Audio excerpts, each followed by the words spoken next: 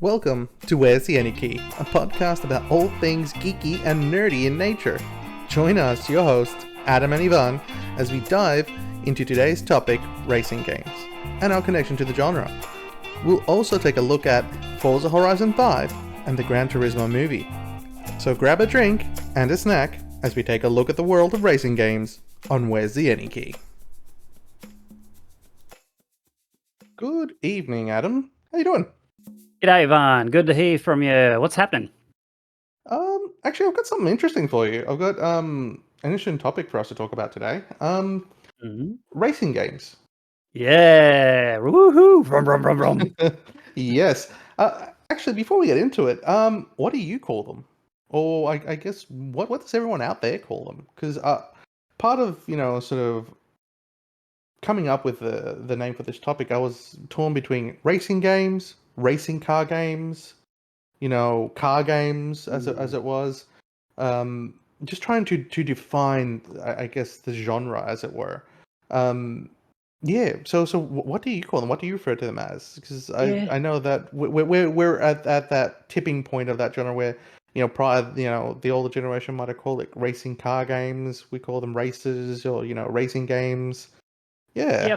I think it depends on the context and the conversation you're having with people, right? Like when I'm talking to my parents about, well, I go into detail with them, but maybe if I'm just out, having a drink with someone and talking about what games you like to play, racing games, I'll say that because they're not necessarily going to know the deep, like racing games are kind of like any video game already. I usually equate it to like music genres, so you can have subgenres. So there's subgenres in racing games. So I think for the starter, like when you're talking to people, I play racing games is a really good start because then they'll go, especially in conversation, oh, like Mario Kart? And I go, yeah, absolutely, love Mario Kart. Brilliant. Yeah. And then well, this or that. But yeah, what about you? What do you think of it? Well, that's something, while doing research for this, part of it was I've decided to call them racing games because you're right, there is that. I mean, the genre has diverged so much. We have racing simulators, racing sims, which obviously we'll get more into later in the discussion when I want to talk to you about the Gran Turismo film. Oh yeah. But there's also sort of arcade races, which is very much reminiscent of the Outrun, the Outrun game, the original Sega Outrun. You got rally games. You have sort of the boat, I guess, races, which was a lot of fun. Wipeout, as you recall, Wipeout. Wave Racer. Wave Racer. I think there was another one, Hydro something or other. And then you also have what was it? The F-Zero, which is like a futuristic one, I think, and I think it was like Wipeout 2059 or something, or 3000, which was I think some sort of weird future. And then you got kart races, which are those wonderful addictive games like Mario Kart, Crash Team Racing, Muppet Racing, like a lot of those fun, sort of party-esque really games that you can drive around with, with I guess couch co-op, friends, family, yeah, and I agree with that. Like going back to that point of the context and discussion with people, do you want to play a racing game? And people will usually think of that as something like a Mario Kart. Obviously, that's probably the most popular out there. But then it might be something else like Ridge Racer or Gran Turismo. And that it's sort of an easy way to jump into that when you're chatting about these sort of things. Here's one for you. I've actually was thinking about this. I'm glad I just remembered it. Probably not long after we talked about doing this episode on racing games, was would you consider something like I think it's called Sonic Dash? These like they're pretty much like running games. Would you consider them racing games? That's very interesting. That's very interesting because we then get into the etymology of what is a racing game, and I guess is you're able to pick from a selection of racer options, I believe. Like you get to pick a selection of races. You get a different tracks, and I guess you have to come either first, or second, or third to be considered, a winner of some sort. I guess those can be considered races. So if it fulfills those genres, yeah, absolutely. I guess they could fall in. of course, there'd be subgenres to all this, and different flavors, as it were. Which actually brings me to my other point, and just a bit of history, I guess, a bit of interesting history. So a lot of this actually comes from the creator of Outrun, Sega's Outrun, which was a gentleman by the name of Yu Suzuki, and I am hoping that I'm saying that right. Yes, I know So, you. No, yep. you and you. Wow, Well I had done. no idea because he's I'm just obviously as we're going on the fly, just looking into it. But he is a big name in the video game industry. Like, not He only is. that, yeah, Sega. So what Yeah, else? What was his he other? so he did have funnily enough, two games prior to creating Outrun, which were both motorcycle. Funnily enough, his name being Suzuki, and I was wondering if there was some sort of connection, like to the motorcycle, I guess, company. And no, unfortunately, there isn't. But yeah, I believe the first game that he sort of created was a MotoGP racing sort of game, arcade game called Hang On.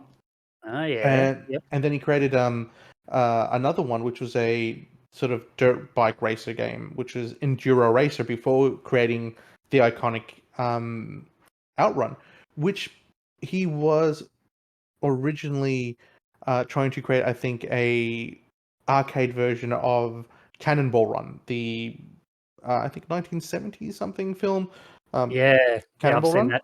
Yeah, that's a So good good one. hence the reason the car is modeled after Ferrari. Yeah, right. Yeah, well, because I'm when you said his name, I was like, "Oh, it sounds familiar." And I'm just like browsing through his Wikipedia entry here, and he's been involved in so many others that I didn't realize. Space Harrier, so that's a real Yeah, big tentpole game in the industry.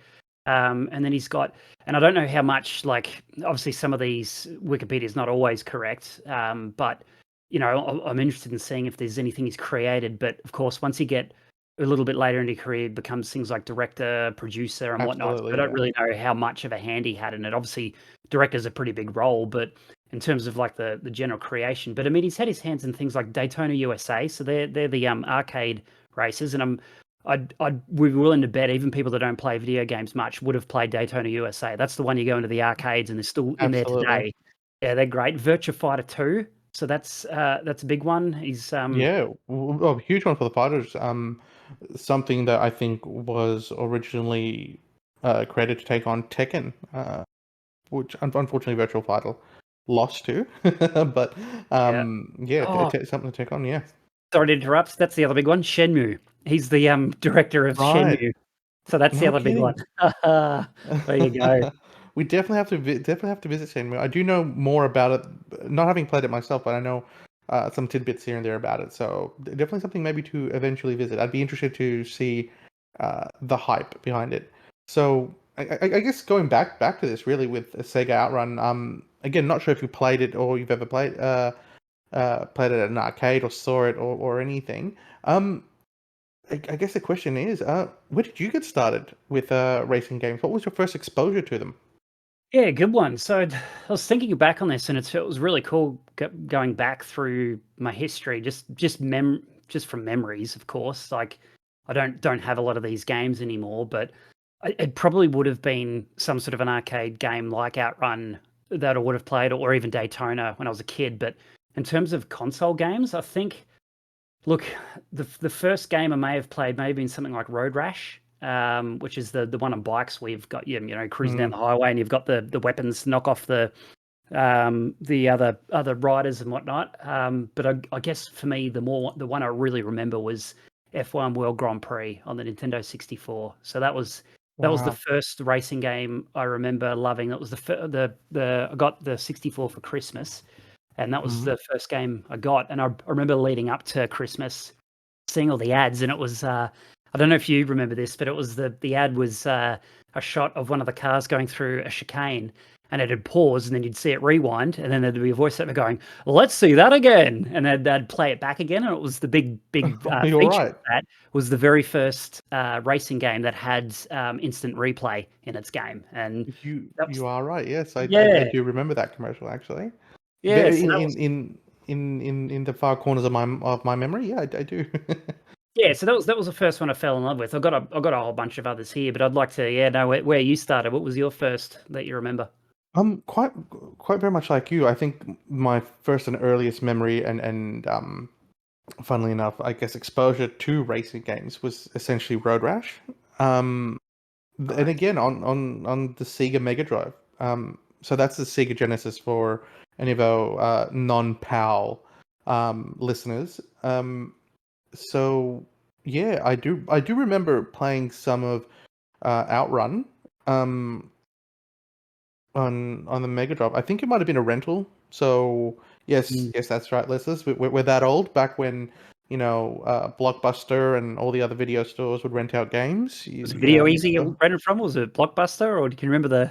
I think it would have been a Video Easy or Yeah. potentially something that we had only here in potentially Victoria. I don't know if we had it in other states in Australia, but here in Victoria it was something called Video World.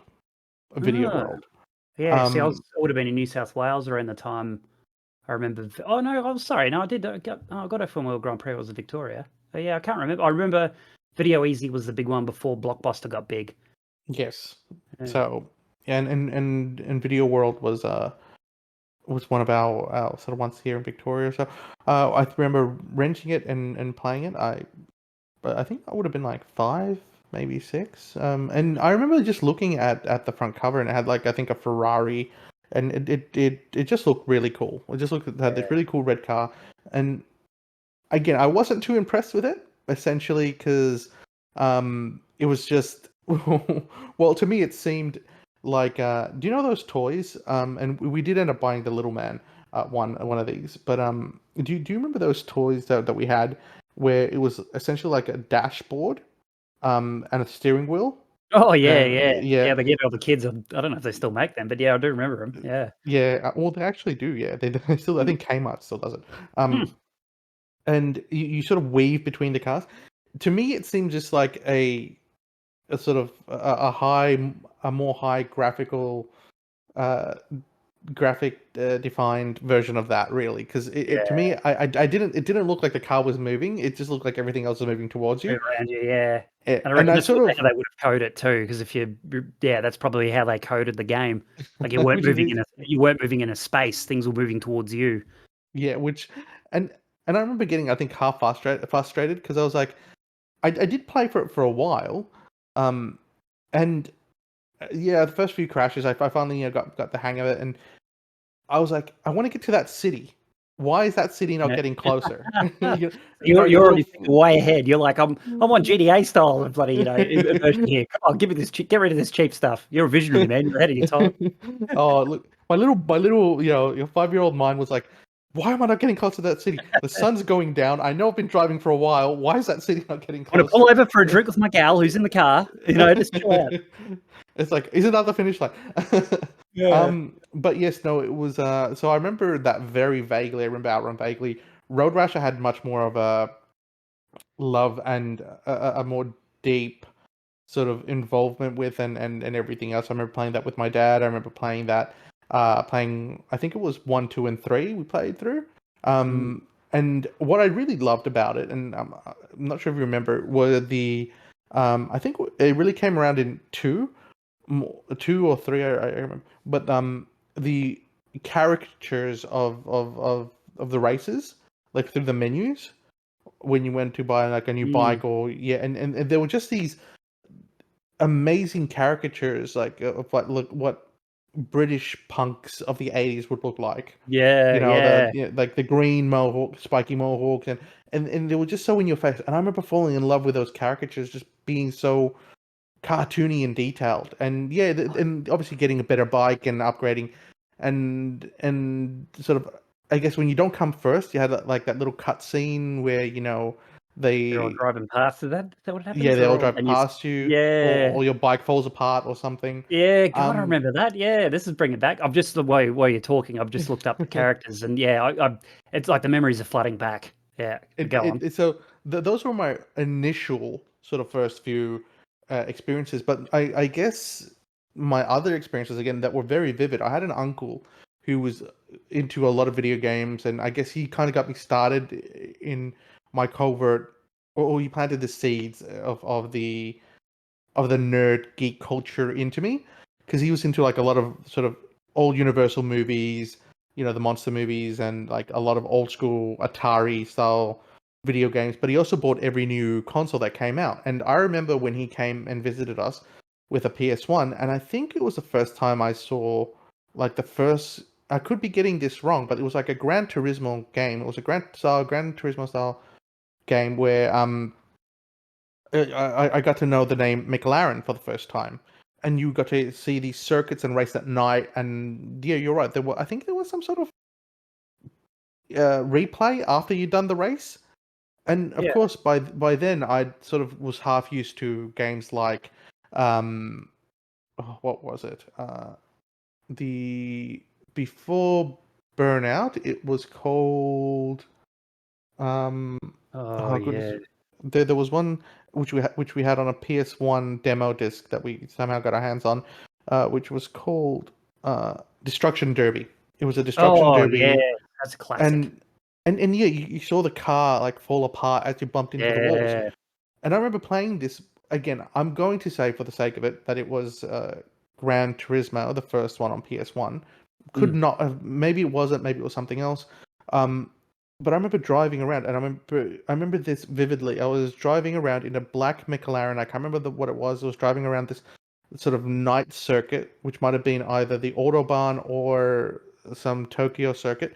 And I was going around, and I remember sort of hitting, I guess, the side of the railing, but the car Mm. wouldn't get wrecked, so there weren't Mm. like no destruction marks on the car, and I was really impressed. And at that point, I didn't realize that GT was actually heading towards more of the racing sim path as opposed to an arcade racer.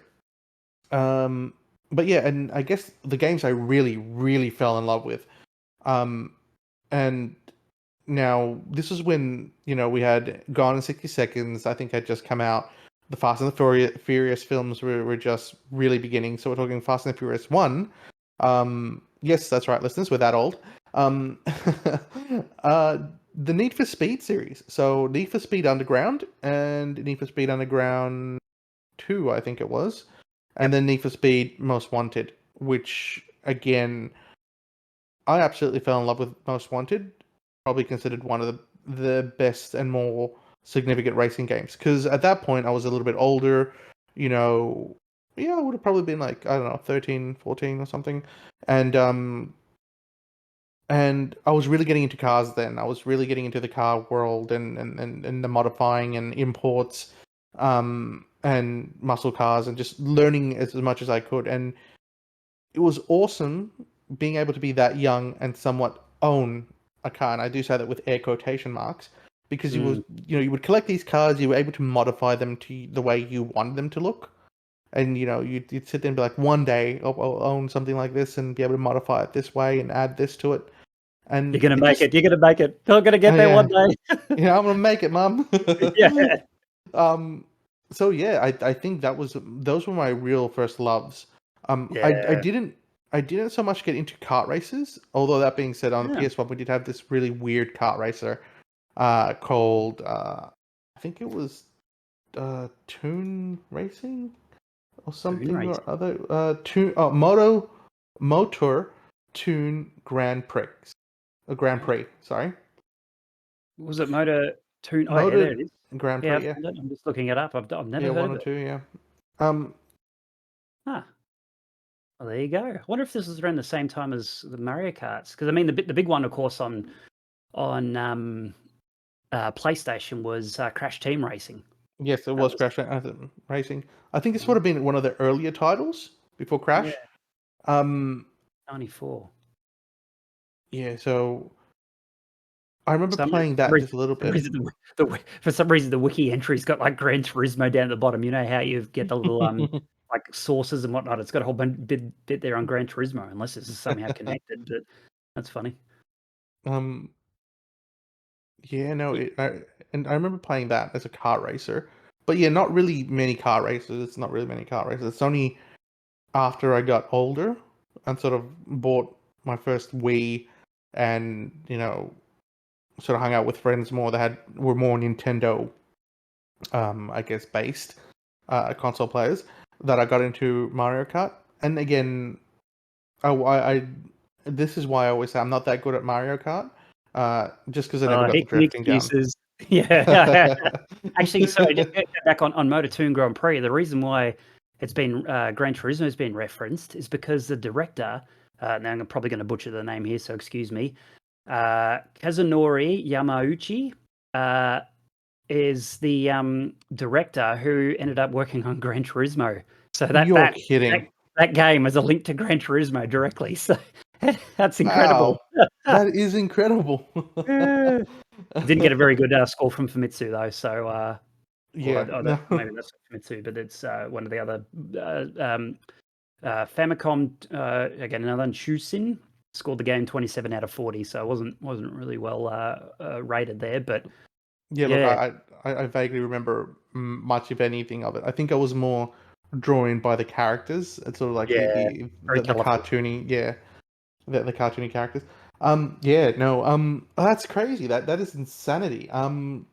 So actually, So I like, do going back a step. I actually did looking at my notes here because I did make some about some of the other mm, stuff I remember, and I reckon before F1 World Grand Prix, like again, that was probably the one I really fell in love with. I just played that for hours on end. There was Nigel Mansell's World Championship Racing, and that was on the Mega Drive, or maybe it could have even been the Master System, but that one was. I remember playing that a lot as a kid as well, and that's probably that F1 racing, and then when I got to Gran Turismo was when I really started to splinter off. Like I still loved Mario Kart because of the just being able to play with friends, but typically I wouldn't play that alone. It'd just be with friends. But it's mm, the games like Gran Turismo and the Formula One games is when I really started to branch out and wanting more. And more for me wasn't more arcade or sort of gimmicky style of racing. It was more I want to do have it more realistic and get into it that way. wow.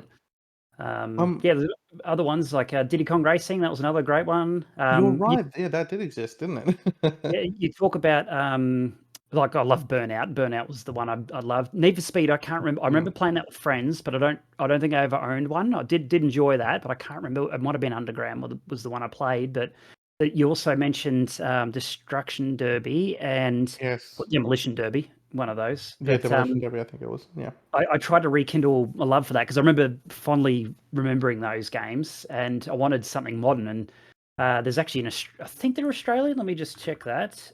Bugbear Entertainment. Bugbear Entertainment create a game called Wreckfest. I don't know if you've heard of I have that. heard of breakfast. Yes, yes. Yeah, it's kind of no, I've got that wrong. That's no, they're Finnish. I got that completely wrong. I don't know where I got the Australian thing from. But anyway, they were the creators of Flat Out, and they did Wreckfest in 2018, and that's a game that's probably the closest it's been to back to that Destruction Derby, Demolition Derby kind of a game. It didn't grab me as much just because I think my taste had changed as I got older, but I still had my good time with it. The destruction That's and that's cool. awesome. Like the way the cars sort of mangle and fold in on themselves is it's really cool to see that.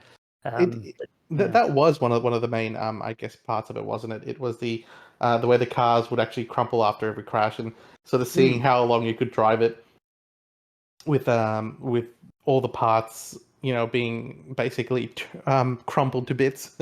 yeah, For yeah, I remember actually having quite the so we did get it on that demo disc, and something again I didn't realize. Essentially, I think the demo disc wasn't so much you getting to the. I'm sure it had limited information about the game on there, but I think it also had a bit of a timer on it as well. So for how long you could play the demo before it would kick you out.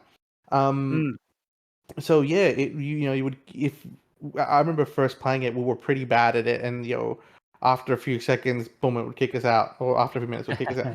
But then as we got better, we got to see more of you do more laps and be able to destroy a bit more, and it was like, okay, yeah, you can actually play this for longer. yeah, But nice. I do remember that, and then yeah, you're right. Around the time I think when you're a bit older, when you're a bit of an adolescent, you're what 12, 13. Yeah, the few times we were allowed to go like to an arcade or out with friends. Yeah, you're right. It was the Daytona USA or um arcade game that everyone would hit, and everyone would just hang out there, and you'd yeah, just try and get through as many laps as possible. And I have to admit, I'm no good at Daytona, USA. Uh, I don't know what it is. Like the haptic feedback Yeah. on the They're steering wheel. designed. They're designed to. I think they're designed to make you like. I wouldn't be surprised if there's some, skullduggery going on with the code to stuff you up at a certain point. Because I've played that a couple of times where I've not to toot my own horn, but I've nailed the laps, but I still don't ever make the timer and whatnot. And you just think, oh come on, man, it's sort of Exactly. arcadey. You've got a bit of drifting in there. It's a bit weird like that, but it's I mean, at the end of the day, they're there to get your money, so Exactly. And actually, you on that point, you bring up that arcadey point. Um, it's amazing, really. Sort of sim versus arcade style gameplay. Now, uh, in preparation for this, mainly for our listeners, we did end up playing, a few racing games, prior. One of them being Forza Horizon 5, as we mentioned in the intro.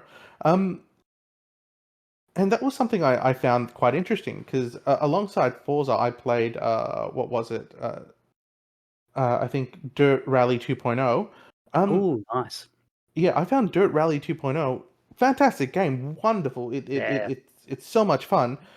Although it's more of a sim than it Yes. is an Yeah. arcade game, where Forza Horizon 5 is an arcade game. Yep. And the reason I say arcade, and what I'm really referring to here, it's much more forgiving. Yeah, Um, absolutely. yeah, because I would occasionally, I would switch from like an hour's gameplay of Dirt Rally 2.0, and then maybe play half an hour or an hour, or maybe even play half an hour of Dirt, um, and then switch to an hour of Forza Horizon 5. And yeah, the driving style was very different. Forza is much more forgiving. You're able to, do a lot more turns that are less accurate, Mm. and still not be punished for it. Yeah. That being said, I mean, if you drive bad, yeah, obviously, but there is a bit of an allowance. Um, and that's just something I found, that the the I guess racing genre has really diverged a lot more than back in the sort of Need for Speed, the early PS1 Ridge Racer sort of games, where Mm. you did have that forgiveness even in sim games. Um, Whereas now it's very much not. This is a proper sim. Yeah. If you're not shifting right, if you're not following the right line, if you're not braking right, you will Mm. not be forgiven. Yeah, um, absolutely. And I think I'd go in one step. I'd actually say Forza Horizon encourages you to do all the crazy stuff that you shouldn't do in a sim, like drifting. You get points for drifting. You get yes, points for following and maybe bumping and whatnot. Obviously, it does knock out your points if you smash into them. Like you can't just go dodge them cars like you do in some of the arcade games. But it's really good. I found I had a bit of fun with it. So I played a bunch of racing games for this too, and it sort of happened naturally. Like I love my racing games. I'm right into Sims, of course, and we'll go into that in a tick. But mm, for this, of course, we're sitting down playing Forza Horizon 5, and I actually went to Forza Motorsport, the new one, to try that out as well to compare. And of all course, right. Forza Motorsport's a sim. And it's I actually found I was ended up having more fun in Forza Motorsport just because I'm much more of a sim brain these days. But I still really love what Forza Horizon 5 was doing. It's a gorgeous game from the get go. Like that Oh, is just absolutely. beautiful. The version of Mexico it's got, it's just I loved like cruising through the fields, cracking through the cactus and the big some of the fields of the giant grass and whatnot. And I also I kind of agree with the way they call it. I've heard on other podcasts it referred to as a car PG, which I thought was a good term to call it because it does have that RPG sort of a feel. You go do your side quests, you got your main missions. It's always constantly popping up with stuff to do. Like even if you're just cruising from one spot to another, hey, there's a thing I can hit here to unlock fast travel, or there's a little challenge here to knock over certain things and get some extra points, and it goes towards your level up, which you can get more, gear for your car or gear for your avatar. Yeah, I've had a lot of fun with it. Absolutely. No, I'm glad you brought that up because that was the other aspect of it I was gonna mention, car PG. You're right. It is very much there is RPG elements to it. There is the more races you finish, the more stuff you do. Yeah, you get rewarded, but you also get to spend skill points and each car has its own skill tree, um, which is fantastic. And you're right. There's always something small to do. There's always something small to do, and there's a variety. I guess on a follow on from that, and this is something that I've noticed with a lot of these more arcadey car style racing games, and to some extent some of the Sims. The complexity of them. The complexity of them. I remember like the early Ridge Racer was somewhat complex, but still to an extent it was much more simplistic than sort of the stuff that we're seeing today. Um, Yeah, uh, what do you mean there? Complex, yeah, can you? so uh, for example, with Dirt Rally 2.0, there was no, and again, I'm not saying that every game requires a tutorial, but there was no sort of initial, you get started like this is how you have to, jump into it. It's very much right. You've been signed to a team. Um, this is sort of your budget of what you can buy for a car. This is your team. This is for now. You can buy more other stuff. You can configure this, and it was right. The options you had were, I think, there's somewhat of a training ground, which is a free run around with a car. Um, there's the uh, time trials, and then there was, I think, the career option aspect of it. So you were immediately just dropped into, right, this is what you should do. There was no sort of like, for example, with Forza, um the right, you get all that cutscene, but you also get the, to try every single car and every single I guess style of race that you might be doing. And then there was the whole, right, we'll explain the world to you. This is what is going to happen. Click on this. You have to go do this career thing first to get this done. This is what these sort of races mean. Will happen when you get prompted for this race. This is what you get to do. Whereas, like I said, with Dirt, it was very much right. You've started the game. You've chosen a car. You're assigned to a team. Start doing proper racing. Yeah. So yeah, and I guess also in complexity. One of the other games that sort of I was playing for a small while was Burnout. Um, I don't think it was Burnout Online, but I think it was the last Burnout. I think it was the one that's Is it open world. Nitrogen or No, Paradise? no. Yeah, Burnout Paradise. Thank you, Burnout Yeah. Paradise. Um, and I know I knew I should have written that down. But with it, it's very open world and very reminiscent of like a Need for Speed game, and it's sort of something I got kind of tired with Need for Speed, although Need for Speed is somewhat linear. Was you've got this entire map, and it's open world and it's fantastic, and there are certain points on the map that you can sort of hit to either do certain style races like a drag race, a cat and mouse race, just a regular race, a destruction race. Yep. But it's so sparse, it's so big, and it It's not a can be lot somewhat to do. confronting. Yeah. Yeah. So Yeah, that's what I whereas like mean.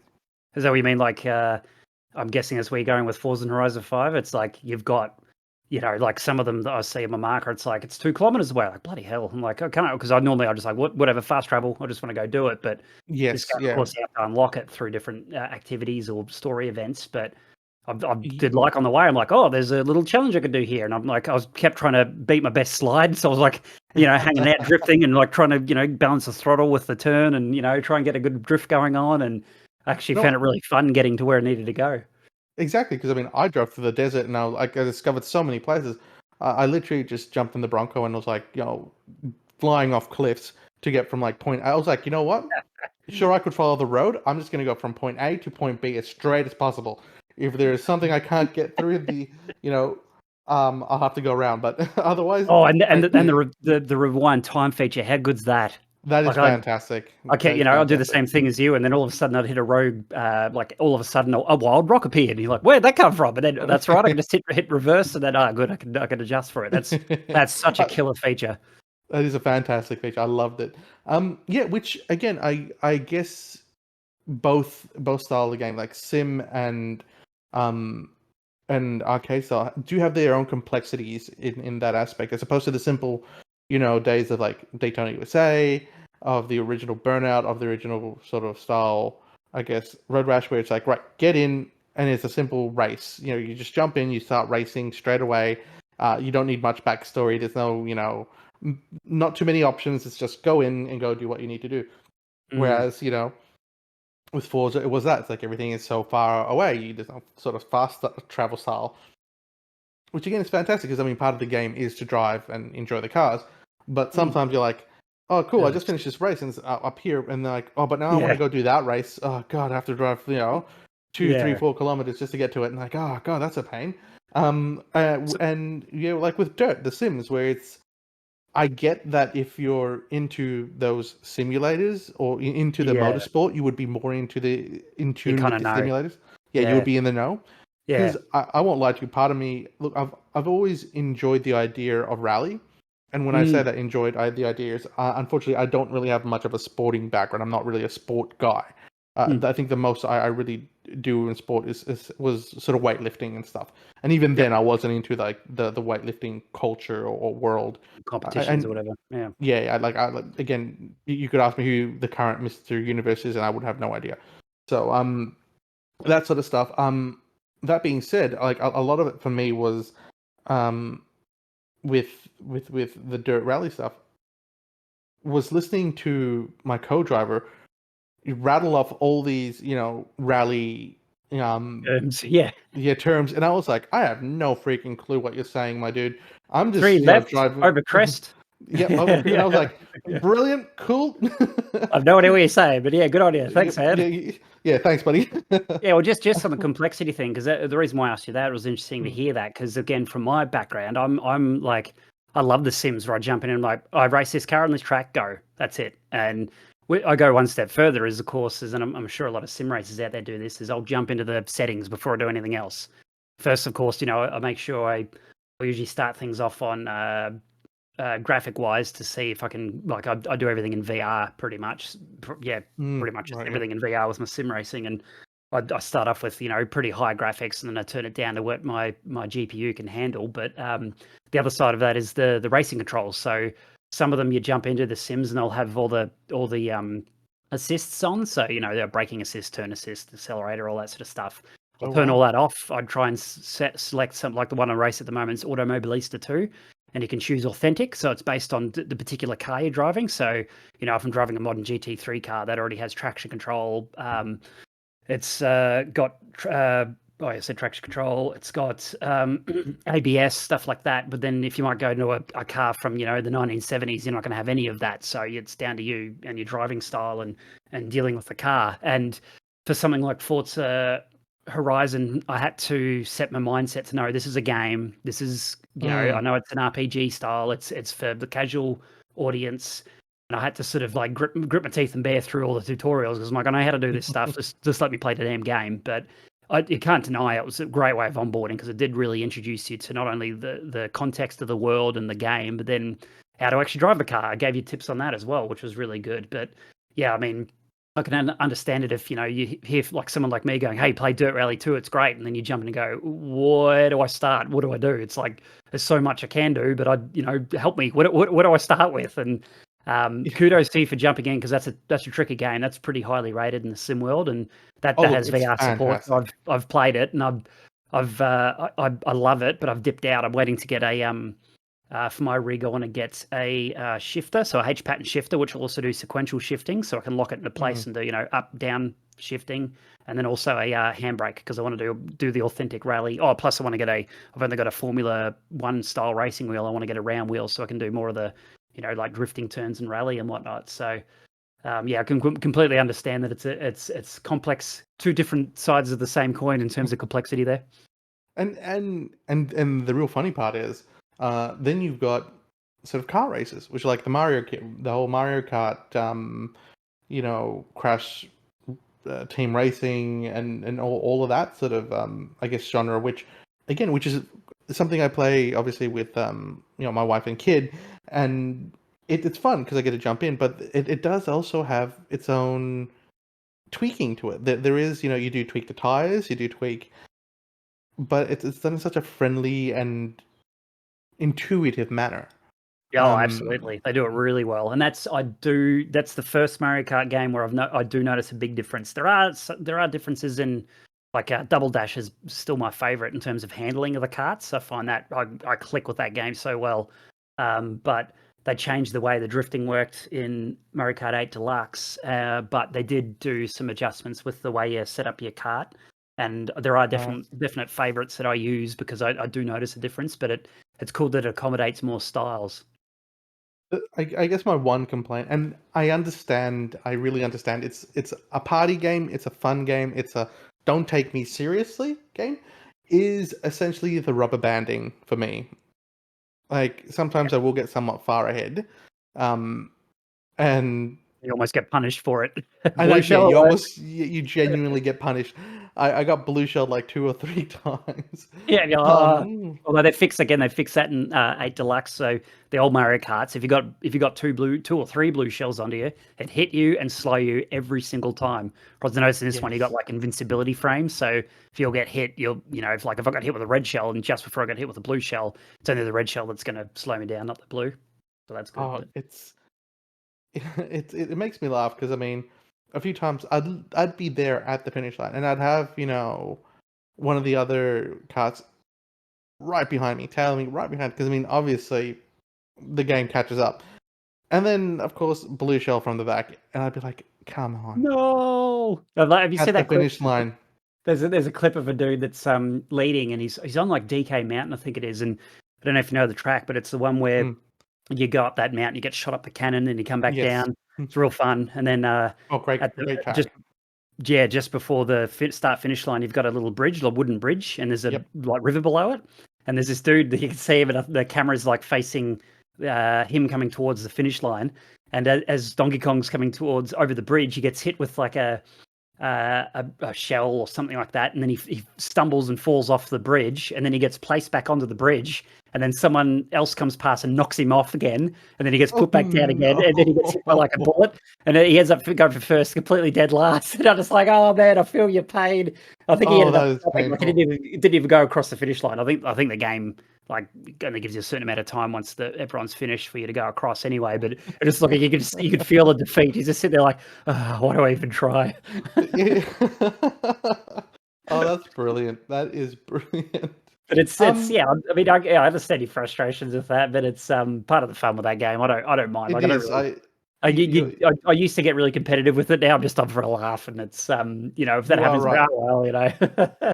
And I have changed. I have changed my attitude. I'm like, right, don't get annoyed. It's because that is one thing. I don't get angry. I get annoyed and irritated at. I'm just like, I know it's I get to the point where I'm like, is it something I'm doing? Is it me? Is it me? And then it's like, no, it's not you. It's the game. And then they'll be like, all right, cool. So I'm not the cause of my own problem. It's something to do with the It's game. the damn game. I Great. can blame the game every time. You can Yeah. use that in analogies in real life. It's not me. It's the damn game. Not me. It's um, life. exactly. um, talking of Sims, talking of the Sims. Mm, Again, I guess like the intro. We mentioned the Gran Turismo movie, right? mm, mm, Diving into that. I know that we had a quick conversation prior. You weren't a mm. fan. You No, weren't a fan. I'm honestly like I typically need to I should set my mindset a bit better. Granted, I woke up a little bit grumpy this morning. I don't know why. I was actually doing a bit of sim racing this morning and rage quit on that. And I've sort of just been moping around the house, being a miserable bugger. But I was like, oh, I had been putting off the movie for a while just because I'd seen the trailers and I already got from that. I was like, oh, it's going to be a generic movie. You've got your hero. Your hero has his girl. The hero has his rival. He stumbles a bit, then he ultimately gets back to win the story and win the girl and blah blah blah blah blah. And Mm. yeah, I mean, I knew within 5 minutes, I'm like, "Oh, it's exactly like that, isn't it?" I equate it actually very similar to the Mario movie. So, the thing that was Right. Yes. I was hanging on to Gran Turismo was hopefully I could get some of the references and callbacks to the games, but thinking of that, I mean, I really only played Gran Turismo 3 and 4, lots, and I kind of fell off the series after that. So I didn't have a lot to call back on anyway. There were bits and pieces there that I recognized, but that was what I was trying to hang on to bring me through. But I was just like calling it shot for shot while I was watching it, knowing what was going to happen, and just rolling my eyes. I reckon by the end of it, if I kept going, so I quit it about halfway through. Or I quit after the GT Academy when he'd won the race against all the other sim races, and I was like, yeah, I can't Right. do this. Okay. And I thought to myself, if I keep doing this, my eyes will be rolling so far back they'll be stuck in the back of my head because it was just. I mean, don't like to be negative, but it was just it's not for me. It's those sort of movies aren't my thing, and I actually equate it to. Do you know Drive to Survive? Oh, why have I heard that? What? Where have I heard? Is that? It's I've it's heard the of the. it's the Formula One TV series, so Oh it's on yes, you're Netflix. right. Yes. Yes. Yeah. Yeah, so they'd launched that. Oh god, it's probably like 5 years old now, maybe a bit less. But it's a series that so if the Formula One basically got sold off to an American, I don't know if it's a media company, but it's called Liberty. Well, yeah, of course, Liberty Media. So Mm. American, and a mate and I are like real passionate about Formula One, and we got a bit nervous when it got sold off to this because Formula One is a very narrow focused and very conservative, I guess you could call it, approach to the sport when it was in Bernie Ecclestone, his hands, and they did it a certain way, and we kind of liked it because it was about rich men throwing tons of money at the cars and making them go fast, and we kind of like that because it's a bit of the extreme. Right. But Yes. then when it got sold off to Liberty Media, they made some changes to things, not too much. Like by and large, like the rules of the sport still held by the FIA Hmm.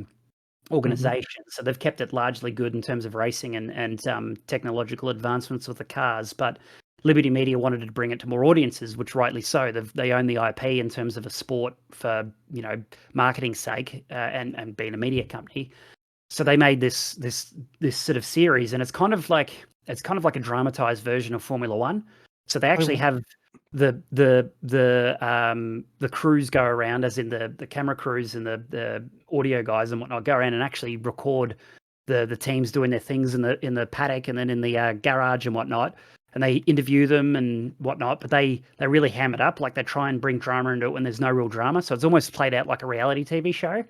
And Yes. I was going to say. Sorry to interrupt. I was Right. saying you are right because as you were saying that I was going to say, is it because they've just turned it into a reality TV show, like a typical American reality, Yeah, housewives of whatever style TV yeah. show?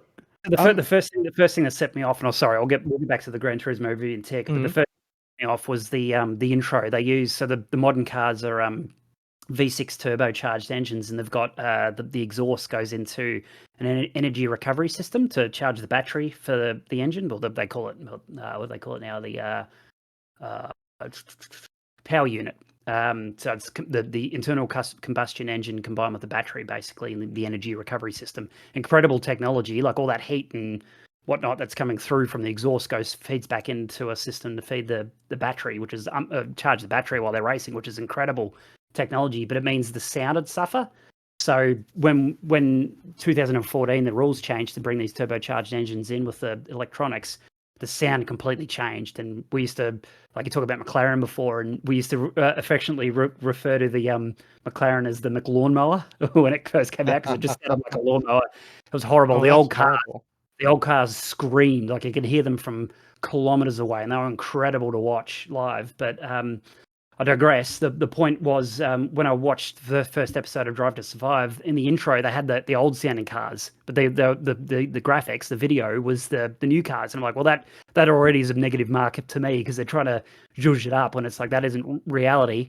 And then of course I got into it and saw like some of the drama they're trying to pull. And I mean, I remember watching these interviews with these drivers and what was going on because I followed the racing. I was like, it didn't happen anything like that, and I just switched it off. That was it. I'm like, I've seen enough. But the You know point of what? it, sorry, go on. I was you know what? No, sorry for interrupting. You know what? I get where you're coming from. I genuinely get where you're coming from, because that's exactly how I feel about comic books, and why the reason I'm not a huge fan of the MCU or the Yeah, DCU. same thing. I genuinely get where you're coming from. So sorry to finish to flip Hmm. it on the other side. I can understand why they're doing it because it has brought in more people to the sport. And as we discovered last year, where we went to the Australian Grand Prix. Sorry, this year.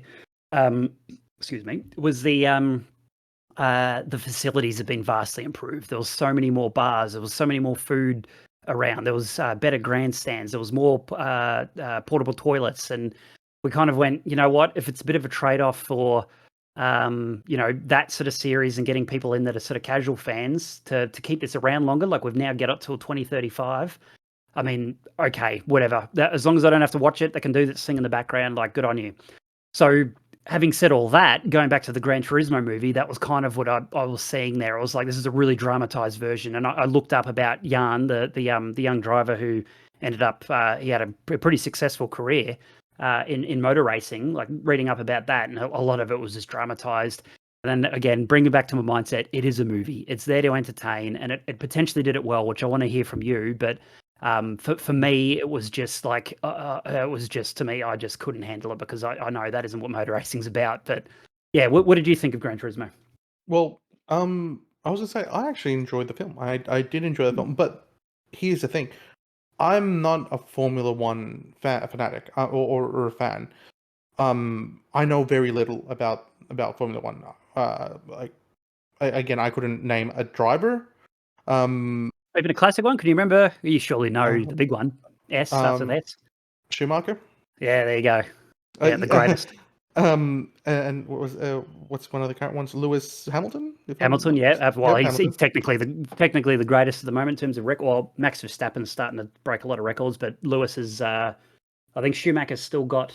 I think he has 8 championships to his name, but Lewis has got Wow. 7. But I reckon if they've got a good car next year, Lewis is still. He's probably at the moment, unless Max beats the records. I think to me, Lewis is the greatest driver of all time.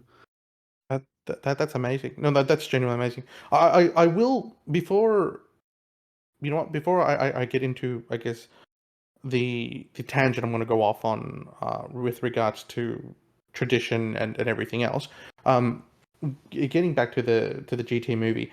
Look, I enjoyed it for the fact that, um, yeah, you're right. I did see it as a dramatization, um, and I went in with that mindset. I went in with that mindset of, this is going to be a movie. It's for entertainment purposes. A lot of this is dramatized.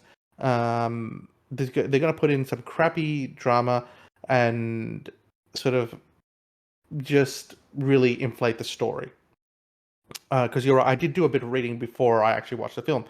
That being said, so after the academy, he actually gets into racing. And do you remember that gold team the head engineer worked for?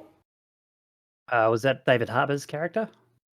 Yes. Or yeah, I don't remember the At the team. beginning, the golden Lambo, the Yeah, yeah, Carver, yeah, that's right. Yeah, yeah, yep. and that driver. Well, he becomes the new villain, and so he becomes a new villain, and Oh basically, yeah, well, he's the jerk at the when they're having the dinner, and he's like, "You're telling me now about yeah, you went fast out of turn 4 or whatever." Yeah, yeah, yeah, he becomes, he's just a typical villain, just a yeah, typical villain. Um, you're right. I don't feel the whole girlfriend girl drama was necessary. I get that they're trying to, either pad out the time, which, mind you, it wasn't a short movie. I think it's 2 hours. yeah, Which, again, they tried to pad it out. The girlfriend thing, it was just, oh, hi, I like you, and then him sort of yeah, fawning over this girl. Then it's like, hey, I'm flying you out to Japan because, I'm being signed. So after that, he's told that he needs to come in fourth position at least once in order to get his racing license, or to compete from the FIA. He basically screws up almost every race, um, and then he comes in fourth, and then he gets the license. So then he mm, starts, going on these other races. Of course, this guy, Carver, and apparently some other driver, some other German driver, you know, are considered like the bullies, and this other dude from Carver is like his mortal enemy. They like try boxing him out, and he sort of like toughens up and becomes a better driver. What then happens is, the first time you see the parents again, and this is after I think he's done the signing in Japan, and he's on a high. He's driving the autobahn circuit, I believe. Again, my very limited knowledge of any racing of the racing world in that aspect. Yep. He and he's told by the head engineer or to come in because he has to come in for his from one of the laps or something to fuel up. And so he's like he goes in from like fifth to like second, and he's about to overtake first when he goes over this sort of hill. And of course he's on a high. He's like, "Yep, I'm more confident now. I've done my first win. I've got more, whatever." And the car lifts up. So the car actually like lifts up and does a backflip, and he crashes Yep. into one of the spectators.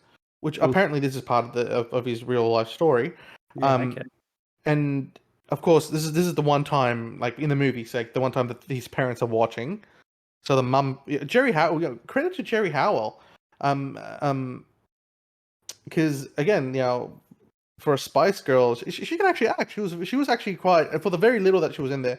She was actually kind of not offensive. She was actually very genuine in sort of like being a mum, sort of acting would be.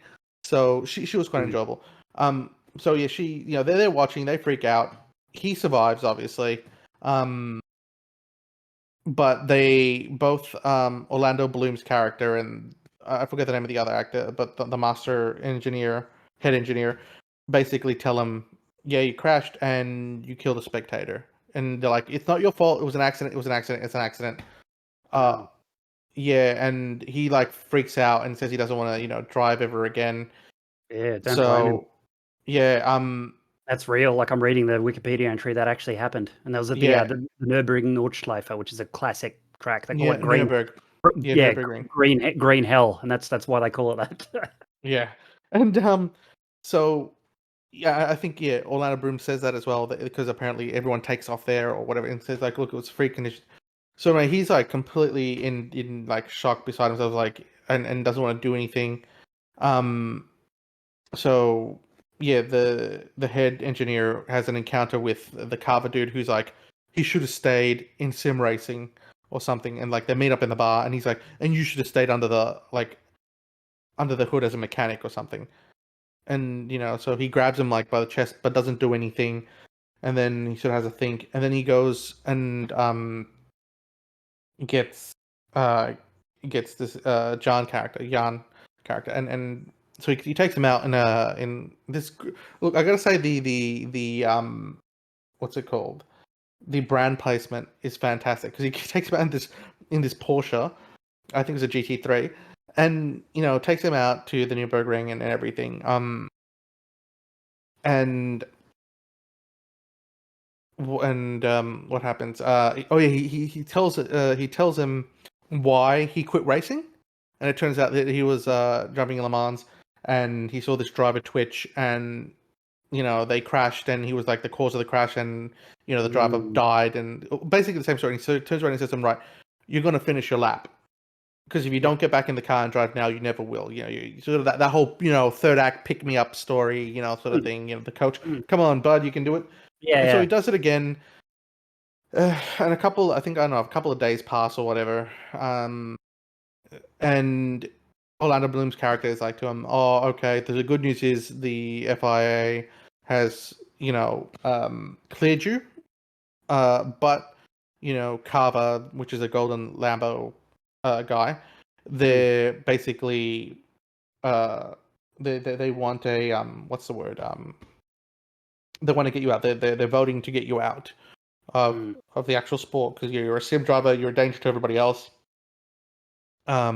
So they want you out of sport, and some other people petition. They signed a petition. They've got this petition. So we've got other drivers as well that have signed this petition, and they're like, mm, "All right, how do we do this?" And so Orlando Bloom's like, "Well, the only other option is Le Mans." And they're like, mm. the master engineer's like, "Oh, sorry, head engineer. Why don't I keep calling him master engineer? Head engineer, The master. the Are you master." ready? You're ready, young grasshopper. He basically turns around and says to him, "We need two other drivers." And it's like, "You can do this, but and blah blah blah. And so they do get two other drivers. They get the Spanish guy, so the guy with that weird mustache back, and they get that other guy, the one that you had, like the one that you thought was going to be his rival, in Mm. the academy. They get them back. They both like, hey bro, we've got your back. Don't worry, it wasn't your fault, and we can do this. And yeah, so they do the Le Mans race, and yeah, it's basically constantly driving. Obviously, he does the last lap, or rather, sorry, the last section, or whatever it is, whatever the terminology is. Again, if we got listeners out there who are racing fans listening to this and just cringing at it, I do apologize. I'm not a race person. I had no idea about it, so a very very foreign world to me. So That's right. I got your racing nerds.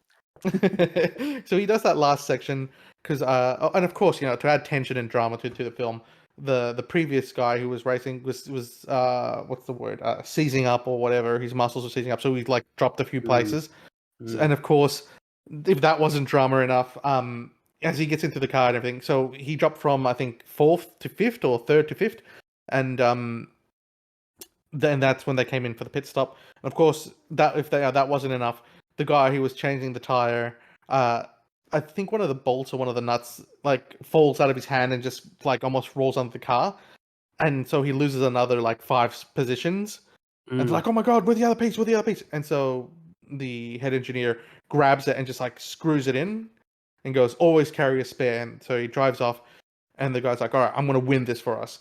And then he does a bit of a callback. Do you remember when he was in his bedroom, and his father Mm. comes around and he goes, why aren't you following the um the line like everybody else? And he goes, oh, I'm just experimenting.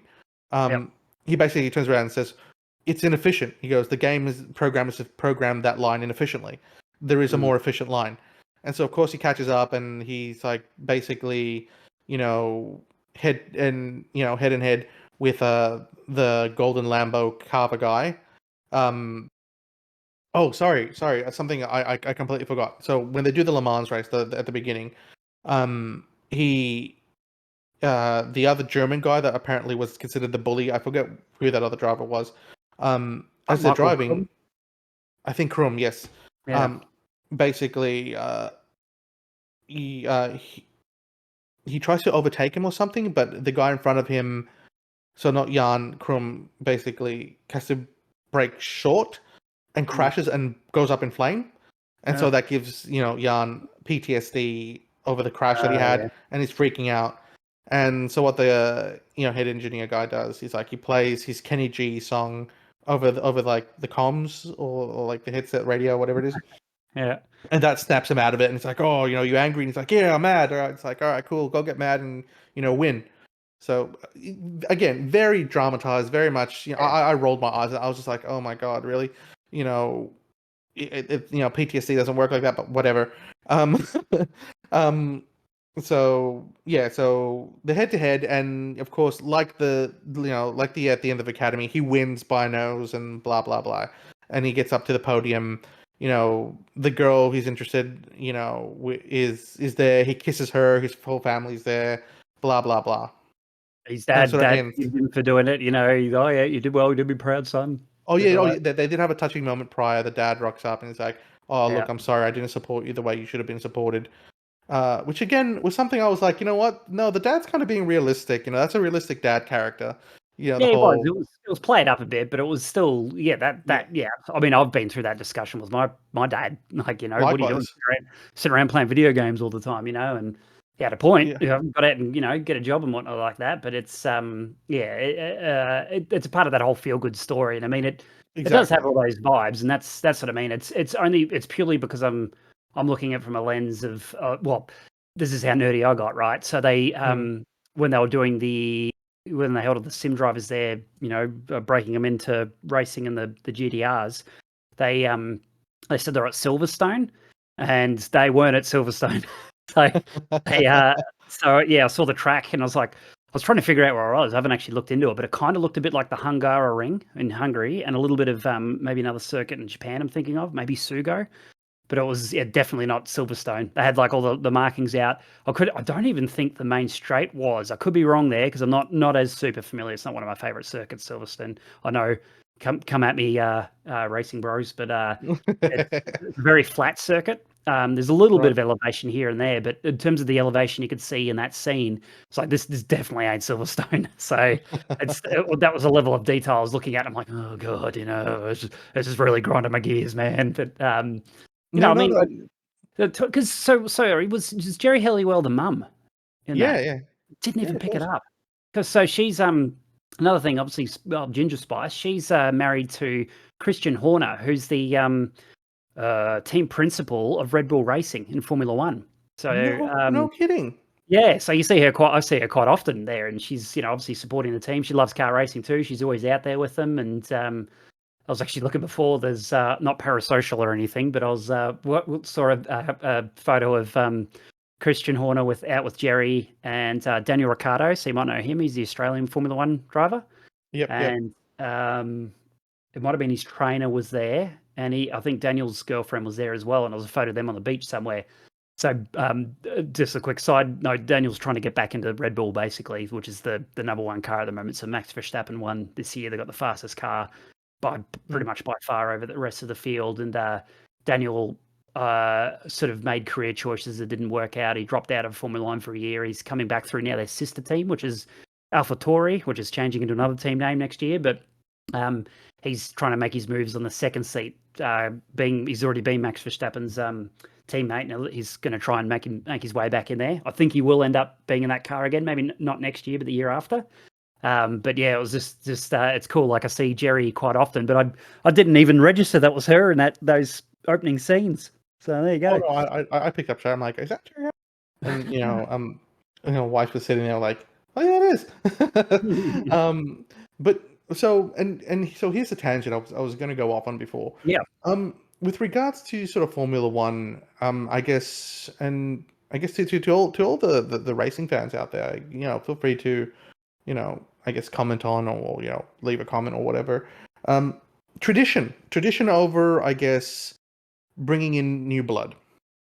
Because as you mentioned, prior prior to I guess it changing hands, there was a strong sense of tradition, and really, how much of it is tradition, how much of it is gatekeeping? Because we all know that whole gatekeeping culture can be quite toxic and quite negative, and I Mm, don't think that culture of keeping tradition is generally the same thing as gatekeeping, because um it's what made the sport, right? It's what made it so famous or infamous. It's mm, what keeps it, I guess, grounded in its original roots is mm, tradition. And again, I'm speaking as an outsider, as somebody who doesn't know mm. the sport intimately. Yeah. Um, and I guess my question to you is how do you feel about well, I guess you already said that you're okay with it bringing new blood, but I guess what would the line be for yourself, where it's like, right, you've just broken complete tradition, this is no longer the sport I used to love. Well, I guess could turn it back too, because we're talking about, like, in particular with Jan. So Jan Mardenborough. Because like first thing I got to say is I love the fact that what he's done. Like looking at his career, he's had a really successful career from where he came from being a sim racer. Mm, Doesn't look like he's doing much these days, mainly because of money. So that's the big barrier, right? Like he's obviously got talent. He's works hard at what he does, but if you don't have money in these top end sports, you just can't make it. And you like a lot of these. The problem is with, I mean, the big term, of course, is nepo babies and stuff like that, which I hate because they're taking the opportunities that are laid out before them. And yes, they might have opportunities that some of us don't, but it's because their family worked hard to get them there. So I'm like, that's good on them. That make the most of what you've got. And so in terms of if we look at like from what Jan's done from a sim racer, and he's not the only one. There's other sim racers. I followed. There's a mm. game called a sim called iRacing, and that's Ah, they've had yes, yes. yeah. So they've had races from there that have gone to the Skip Barber Motorsport Club out at well, I think it's what's it the circuit. I think it is called like Skip Barber Circuit, but they've actually had them gone out there and compete for $50,000 in a sim racer race and stuff like that. Like it's happened before quite a few times, and he might have been the trailblazer actually looking back when this was all going on. But that sort of stuff I love. And it is a shame that some of these people can't go any further because of the money. yes, but Hmm. I'm probably a bit more conservative in this. I like the fact that Formula One is for the elite. It's for the rich. It's rich men and women putting a lot of money into their cars, into their talent, and getting the best, like the best of the best out there, because they are by far and away the fastest cars on the planet in terms of circuit speed. Maybe not straight line speed, but in terms of these cars and incredible technology. Like I was just thinking before, I really want to take you and your missus to come to the Australian Grand Prix one day just to come and check it out and see what it's all about. Not for the only for the atmosphere, but just see the cars and just have your mind blown, because it's until you I see would a definitely Formula love One that. car, oh, you'll just go that isn't possible. What the hell? Like they're incredible to watch, especially because I would love you that. get Yeah. you get the support events beforehand, and you get to see cars that are still quick. You're like, wow, they're quick, and then you see a Formula One car come out, and you're like, oh my god, what is that possible? And you But know what? You're right. That's something I need to check off my bucket list. It's something I would love to do and really experience for in person, because yeah, I don't think I can understand the level of speed and utter just raw power, I guess. of And these, yeah, unfortunately, yeah, and unfortunately, I didn't get the privilege or the opportunity to experience the golden age, if there is considered a golden age. Yeah, well, that's I think so. But um, go back to what your question was about the gatekeeping yeah. side of it and all that. So Formula One, I still feel should be the way it is. It should be pushing the Mm. boundaries. It should be, lots of money poured into it. It should be the best of the best drivers out there. You've got other categories of racing out there for people that maybe don't have the same opportunities in terms of money. There's plenty of them out there. There's low grade stuff. You can go to, like Dad and I were talking about this weekend. There's some racing on at Calder Park Raceway. They've started that up again, surprisingly, and Oh, brilliant. they've got like production cars in there. So like basically street cars that they've just ripped out and made them safety compliant. Like they've got roll bars in there, Mm. properly fit out with a race seat. They've removed all the rest of the bits and pieces on the inside, so it's pretty much just the monocoque of the car or the chassis of the car and the engine and the wheels and whatnot, and that's it. And it's like they're not fast. Well, they're faster than what you'd have on the road, but they're not, supercars racing, or they're not like NASCAR Mm. or IndyCar or Formula One, but they're still, they're racing, and that is somewhat affordable. There's also go-karting, like, which is affordable, which I'm thinking about doing in Ballarat. We've got a course here. It's only like $5,000 for a starter kit, and I'm like, I can afford Oh, that, pay wow. that, Yeah. and they're not very expensive to maintain. Fuel's not that expensive, so it's like that's a way to do it. So I don't like that argument when people come out and say they need to make it more accessible and whatnot. And I'm like, well, no, Mm. there's tons of other events out there you can go to and race in. So yeah, that's where I land on it. No, brilliant. No, fantastic. I mean, again, you've obviously been a fan of the sport for quite a long time. You know what you know what you're talking about. You're not just someone like myself who's just viewed these things and has an opinion. You've obviously seen the highs and lows, and you're talking from a place of knowledge. With regards to that, actually, you did mention something, which funnily enough, uh, Malcolm, what's his name? Muniz, what's his name?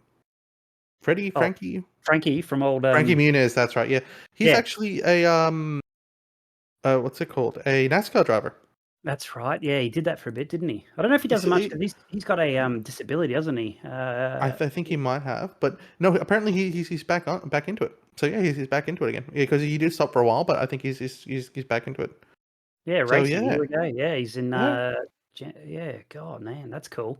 it Yeah, is that's cool. That is very cool. And look, I agree with you. I mean, it it is one of those things. Like, I mean, you're right. It's not a just a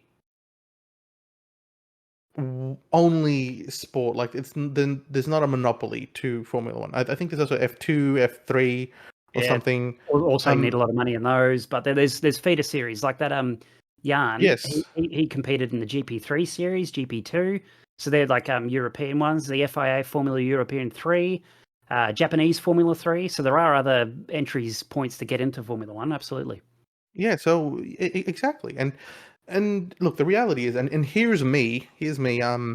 I guess, and and just for our listeners, this is something that we'll see how we go with this. But this is sort of how would you rewrite, or if providing an alternative, I guess, thought of things. Who knows? In 20 years' time, we might not even have actual driver, people driven cars. There might actually genuinely be remote controlled, and the sim drivers might be the elite. Like, Yes. Yeah. So, sorry, I suppose. Yeah. Can you rephrase the question? oh, less of a question. It's more of a statement as we don't know where the future is, and I mean, who knows? Yeah. There might even be a genre where remote controlled cars or not remote controlled vehicles Oh, of yeah. Formula One Yeah. level, Yeah. like drone style, are Yeah. driven by by sim Well, drivers. that happens now. Like drone racing's a big thing. Sim racing's big. Like there's lots of money in sim racing. Like there's Oh, and absolutely, actually yeah. I need to take that back what I said when I said they were, that race they were competing for 50,000. That was actually through iRacing. You can earn a career doing this. And there's a sim Wow. racer I watch called Jimmy Broadbent, and he Yep. does more. It's more probably entertainment style of sim racing. Actually, another sim racer I watch, Dave Cam, and he does more. Oh, British gent, he's fantastic. A retired policeman, and he Oh, just sits cool. there and he shows his racing doing that, and he's very matter of the fact. Like it's just racing out there. He's very good, very consistent. Maybe not as quick as some of the top end sim racers, but he's consistent, usually up at the top end of the field. But then there's Jimmy Broadbent, who's the entertainment side of things. So he'll do sort of more meme style of videos and whatnot. But he competes. He's won the 24 Hour of Le Mans, the digital version. Um, No kidding. yeah, he's won Indianapolis is another one, which is How yeah how another one. Yeah, how would he how so 24 hours of Le Mans with through sim? I'm guessing yeah, you check in every yeah. certain amount of hours, or So he's with a team, so it works just like the oh real one. right, So okay, so yep. like Jan competed in. I was looking up. He was an LMP2, which is Le Mans. LMP stands for Le Mans Prototype, and they're basically like cars, basically specifically built for long distance enduro racing. And there's a championship called the World Endurance Championship. Plus, there's other spin-offs as well, and they're basically built to go long, like anywhere from 2 hours to 24-hour races. And you'll typically have multiple people in the car, so you'll have obviously not at the same time. So you'll have one out there racing, and they might do the first 40, 50 laps, and they'll come in for a pit stop and do the fuel and the tires, and then the one driver will jump out, another one will jump in, and off they go. So Le Mans is the most oldest and one of I don't know if it's the oldest, I could be wrong there, but it's one of the most famous races, and that's where you've got now they've got hypercar, which has replaced the LMP1, which are not as quick as the LMP1s, but they'll probably get there, I reckon, the way they're going. But there's hypercar, LMP2, LMP3, and then you've got GT. I think what do they call them now? GTLM, GT Le Mans. So they're GT car spec, but they're pretty much GT3 cars. The old ones used to be a bit more powerful. But point I'm making is that I can't remember what the thought process was. Oh yeah, Jimmy, so the digital version is the same thing. Basically, everyone's sitting there at their computers or their sim rigs, and they're so when I say sim rig, they've got it connected to a computer. They're usually sitting in like a car cockpit with a force feedback wheel and pedals and shifters and whatnot, and they'll do their stints just like you do in any sort of actual endurance race. And within iRacing, you can swap seats throughout the game. So yeah, I think the one he won, it would have been maybe three, maybe four people in the team, and they'll just do their different stints, and they'll have their certain objectives for their stint, like hang on to this position or save the tires or the fuel. We want to go for a longer run or whatever it may be. They'll have objectives to get there, obviously with trying to win, but it's not. It's kind of like it's like when you're running a marathon or a Hmm.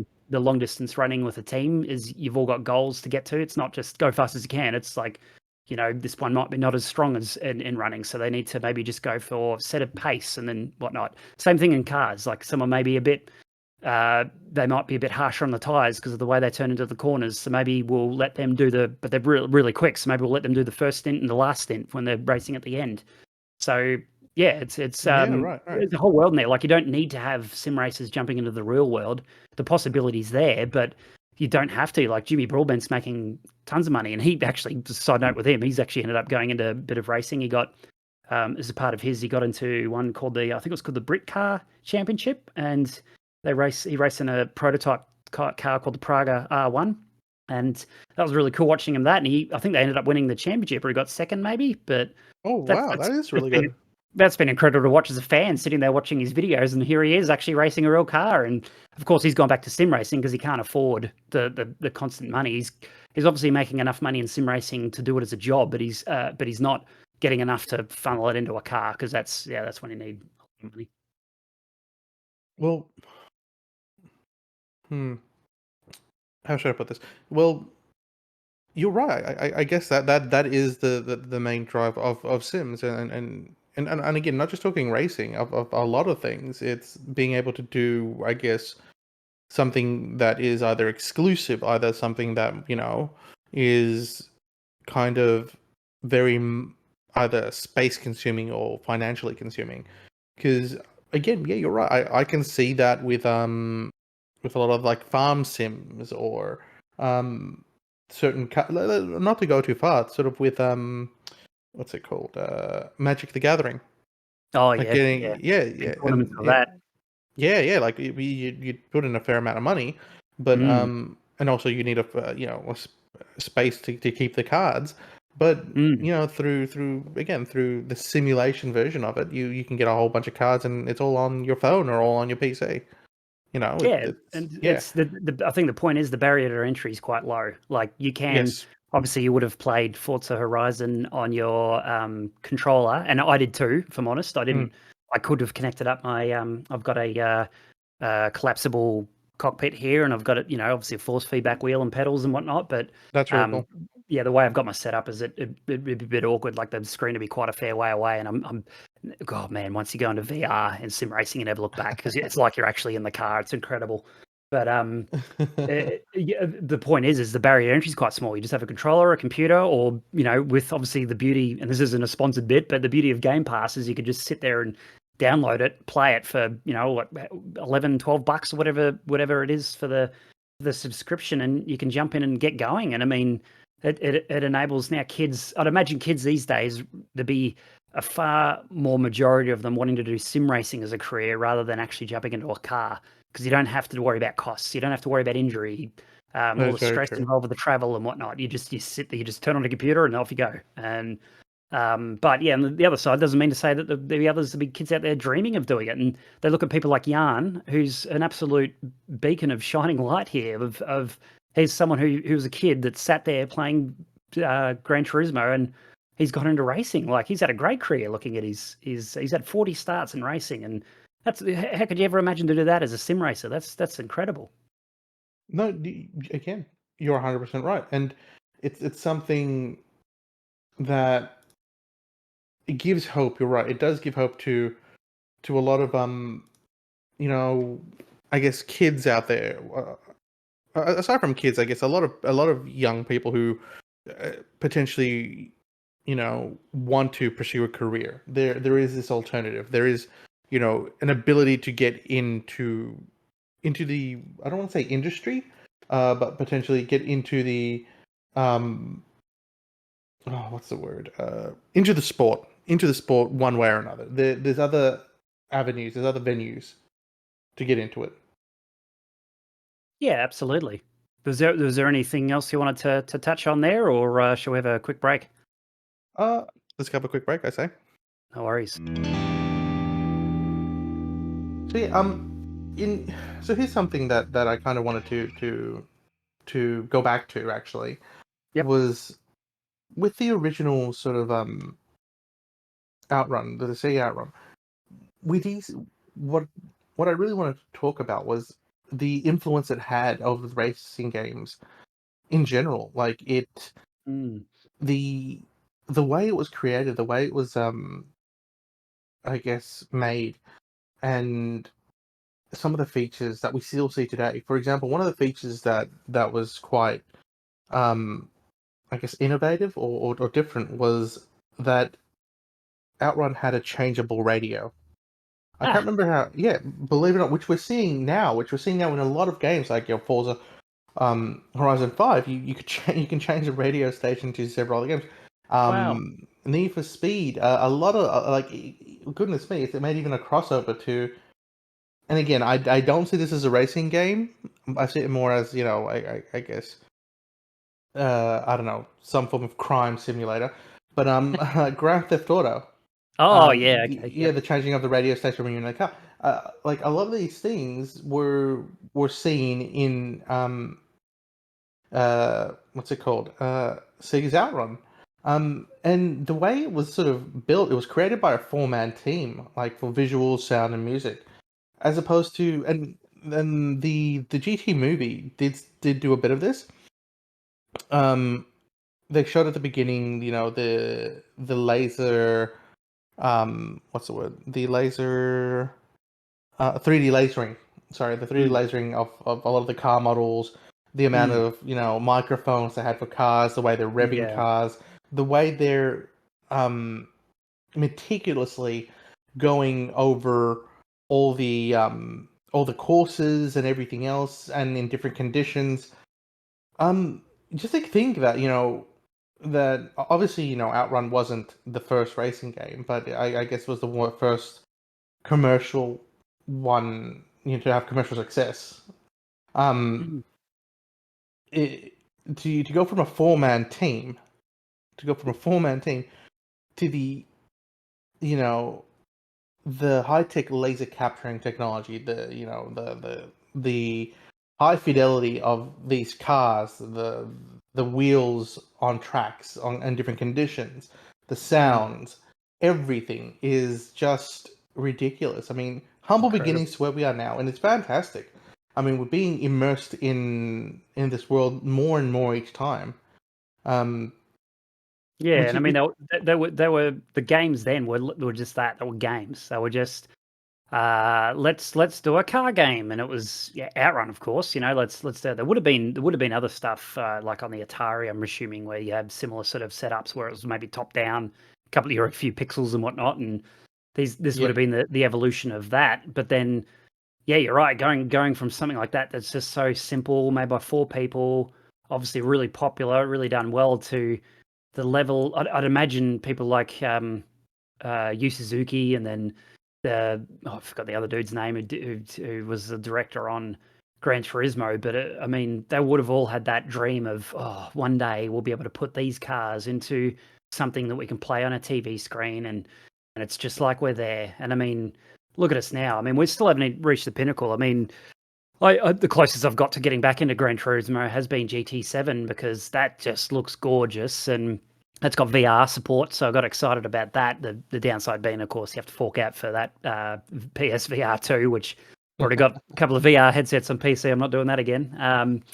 But it's just an incredible way that these artists and visionaries are seeing it and getting it better each time. And I mean, I'm even seeing in the sim industry. Like I was talking to my folks the other day when I was showing them the rig. Like I've got great force feedback through the wheel. It's still like evolving and still not perfect, but the next thing I want to get is hydraulic brakes. So that is a thing you can buy for them, because oh one of the wow. one of the things you do when you're driving your car, of course, is you feel like you got the road feel. So you got physics, so Mm, you can feel the car moving left to right, forward and back.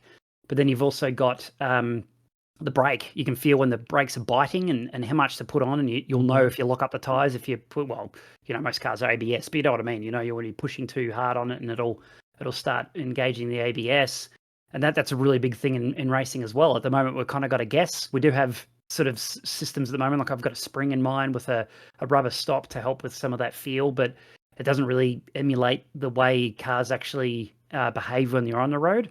But Exactly that right. that Yeah. technology is getting cheaper. It's getting more available, and I'm sure within the next 5 years I'll have something like that, because I think the hydraulic system I was looking at is probably like 2 or 3 grand, and I'm not spending that Oh much wow. money on it. No, no, So that. especially when I dropped, I But think it's about $1,500 for my wheel and whatnot.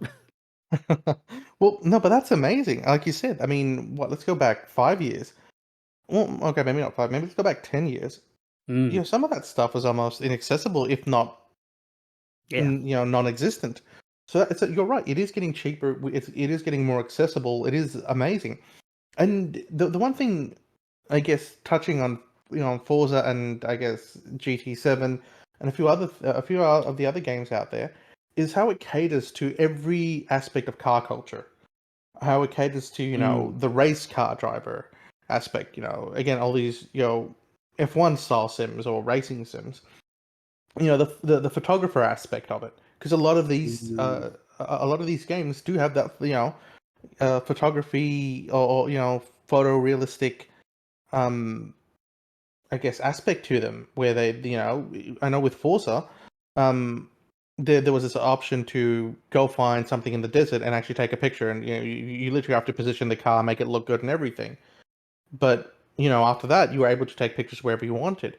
And the more photorealistic these cars are looking, the better UI that we're seeing, the better and stronger our PCs and consoles are getting, the more realistic style pictures we're able to take. And I can see where photographers are going to enjoy that, because think about it. What are the chances of you actually being able to take a car like that for a drive in a particular area, zone, or environment? It's almost non-existent unless you own the car or are able to rent it or whatever. And the same, I guess, onto that for the car collector. For Mm. those people who either want to, I guess some of those, I guess, mechanic sims in a way, but also a lot of the racing games have that option to collect more of these cars. And there is history, prestige. There is some, you know, um, I guess, desire to collect as many of these, iconic cars for a reason. So I genuinely love how a lot of these games are getting more, not necessarily specified, but inclusive of all these different aspects of car culture. Yeah, absolutely agree, and that's a good way of putting it. Being inclusive with that, it can vary so much. Like you mentioned about even Gran Turismo is really good for that. It does have that, if you like your souped up Supras, and or if you like your more flat out just racing cars, even the just standard road cars, you can jump into those. You need to talk about like car collectors, and I think about being able to drive history. So there's a car that just released in the sim that I drive in Automobilista 2, called the McLaren MP48, I think it is. Mm. Car back in the early 90s. I looked up footage of it online. There's a couple of bits of footage on there online, and one of them was so it used to be driven by a driver called Ayrton Senna, who was another massive name in Formula One. He's like a hero to many of the Formula One drivers growing up. And he drove that car, and then his nephew, Bruno Senna, recently got to drive it at a place called Goodwood, where they have the Festival of Speed every year. But he didn't really thrash it. Like it's an old car. Obviously, they want to preserve it. They would have had the engine mode turned down. It wouldn't have been like from a race weekend. It was just him cruising around, pretty much doing parade laps, showing it off. I thought, oh man, it's a shame. You just really love to hear that thing driven in Yeah. anger. The beauty Yes, is with absolutely. Sims you can. So that car was released to Sim. I got to drive it the other day, and it's incredible. It's so much fun. It sounds great. And it's just like, oh man, it's. I'm so thankful we've got these Sims, these games, for us to be able to do that. It's amazing. No, again, that's I'm in 100% agreement with that. The higher the fidelity, the higher the 3D modeling, the better. I mean, and you're right. We will eventually have the technology, and it will be cheap enough for just your average Joe, potentially your average kid, to be able to sit in their living room and be able to play these on a big screen or on a VR set, which will be as realistic as possible. Being able to own these cars, being able to be in this world, um, that for a lot of people is so far away, and it is just fantastic that we're heading forward with this. Amazing, I guess, an inclusive world of gaming that we live in today, and it's just going to get better and better. Which again, not to make too much of it, not to make it into this big, romanticized thing. Gaming has come a far, far way from when we were kids, and from, I guess, the world before us. The Atari days.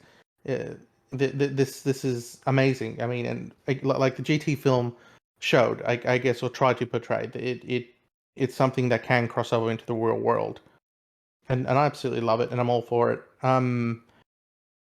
Yeah, that's utterly amazing. Yeah, Yeah. Um, yeah, I guess the only other thing I did want to touch on is I guess the other genres that are out there that are fantastic, and I'm really enjoying seeing. So something that we've sort of been to as a family has been to a few monster truck rallies. Oh yeah, You know, yeah, fun. and and it's fantastic that you're able to see a monster truck game like the Monster Jam monster trucks out there, and you know they're iconic. They do have a lot of them out there. Um, but they have open worlds, and you're able to drive around in these huge, ridiculous monster trucks. And I think that each one of them have their own gimmick, or I think might have their own special power. I could be wrong. I've seen a lot of trailers, but it does look fun. It does look amazing, and absolutely love it. Absolutely love it, and as well as Hot Wheel cars, which I think Micro Machine gave away to Hot Wheel, or Matchbox gave away Hot Wheels. But yeah, it's awesome to see. I love it. I absolutely love how diverse this sort of world is. Because you also got sort of, I guess, games like Snow Runner, which aren't Mm, necessarily, I guess, a racing game as it is much more of a car game. yep. And I guess on a bit of a tangent here, you've also got like the car mechanic games, which are fantastic. You know, being able to see these cars, you know, cruise them around, drive them around, but seeing every little aspect of it, it's awesome. I love it. Yeah, I've never Love checked these out the things. car mechanic one. I've seen Snow Runners, and there's also the was it Euro Truck Simulator, things like that. They're pretty incredible. Like you can just They are amazing, aren't they? cruise out, take your big loader out, and deliver something. It's amazing that that's all there for people. They're hugely popular. It's amazing how popular those games are. And there's one. Have you They, seen? There's mhm. another one called Beam NG. Have you heard of that one? Beam, BNG. Beam, so as in like a laser beam. Oh, Beam right, right. and N for Nelly, G for golf. It's sort of like a physics simulator for cars. So it's got a really advanced model in terms of in Oh, wow. particular for like accidents. Like driving into things, and then yeah, a bit of the physics side of things. It's sort of like set out like it gives you little challenges. So it's kind of like a challenge kind of a game. So you'll jump in and it'll give you different challenges to do, like drive a buggy down a cliff, for example, and try and get there in the quickest time, but try not to stack it.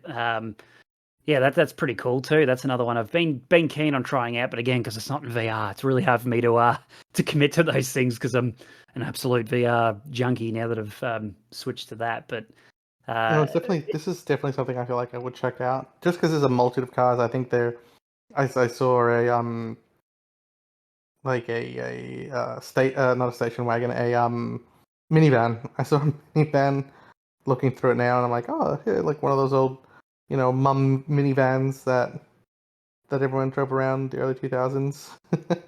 Yeah. So That's you've got brilliant. yeah, you just got a little bit of yeah. There's basically if you like things with wheels on it, if you're going to be able to find something You'll find depending on what, something. what you like. Yeah, You'll pretty definitely find incredible. something. Oh, that's fantastic. And yeah, look, it again, not wrapping this up, but really, I guess tying all ends together. Um, it's amazing. It really is amazing how far we've gotten. And I can't wait to see what's going to come our way. What the new year is going to bring. What other games we're going to be able to see. What else is going to come out in the genre? If there is going to be something innovative. I mean, I would like to see. Like I said, a 4x4 sim. As much as Snow Runner is, I would like to have something equally, I guess, as good as Dirt Rally 2.0 or the F1 Sims, um, but for four-wheel driving, something that you're able to experience world four-wheel drive tracks. Some of the like stuff from the Badlands. Just As us being from here from Australia, we have amazing tracks. Um, and sort of feeling, I guess you feeling being able to feel the weight of the car, um, being able to pick the right line, and all that sort of stuff. When you're out there, it would be something I would definitely love to see. Um, I just found one while you were talking. I just googled 4x4 driving simulator. I found one on no kidding. yeah on Steam. I can't see the reviews, unfortunately. I don't know why. Oh, no user reviews. So maybe because I'm not logged in. I'm not sure. Um, oh god, it's playing full bore. I'll turn that off. There we go. Yeah, I mean, is there any games that you've like looked at or curious, like you've seen that you might be thinking, well, either I'll try or ones that are coming out that you're looking forward to at all? Or Nothing that I've seen of recent. I'll be honest, nothing I've seen of recent. Like I said, the most when I have looked up sort of four by four sims or off-roading sims, the one that really gets I guess quoted or um tops the list has always been SnowRunner, and then all the other ones are really just rally sort of stuff. So yeah, but again, it's been a while. It's been a while. It's been months. Look, I would say maybe half a year since I last looked. Yeah, As you know, it's not something I'm constantly sort of jumping in into. yeah. As life sort of has, has its other obligations. But yeah, no, definitely would be interested to look into any ones that are coming out. I think it'll be pretty fun. Yeah, I'll keep an eye out on things like Kickstarter because there's always, things like that, Steam as well. But I mean, there's a couple there's a couple I'm looking forward to. So there's one called Assetto Corsa 2. So for anyone out there who drives Sims, are probably familiar with Assetto Corsa. And then there's the spin-off game Assetto Corsa Competizione. Um, the second one I mentioned is based around GT racing. That has VR support, but unfortunately, it's not very good. It's based on Unreal Engine 4, and it's apparently a pig to get that working, and it just runs really poorly. So sad because that's probably one of the best sims out there, but I don't drive that. But Assetto Corsa has it's on a different engine, I think one of their proprietary engines, and it runs really well in VR. It's granted a bit old now, so they've stopped development on that years ago, but it's got a really good modding community, and that's what's really good. Like just like any other sort of Oh, video that's game, awesome. the community are great with their mods, so you can pretty much get any car you want in that sim. It's incredible. Um, Granted, the control, the fit, like I am still a bit of a sucker for immersion. So like the reason why I drive AMS2 as my primary sim is because it looks gorgeous and the Mhm. handling model's been improved greatly. But yeah, so there's Assetto Corsa 2, the sequel to Assetto Corsa. Really looking forward to that. That's meant to be out next year. Then there's another one called Rensport. Not too sure about that yet. That's been in development for a while, and they've had a few closed betas. I've been following that, but it's been a bit.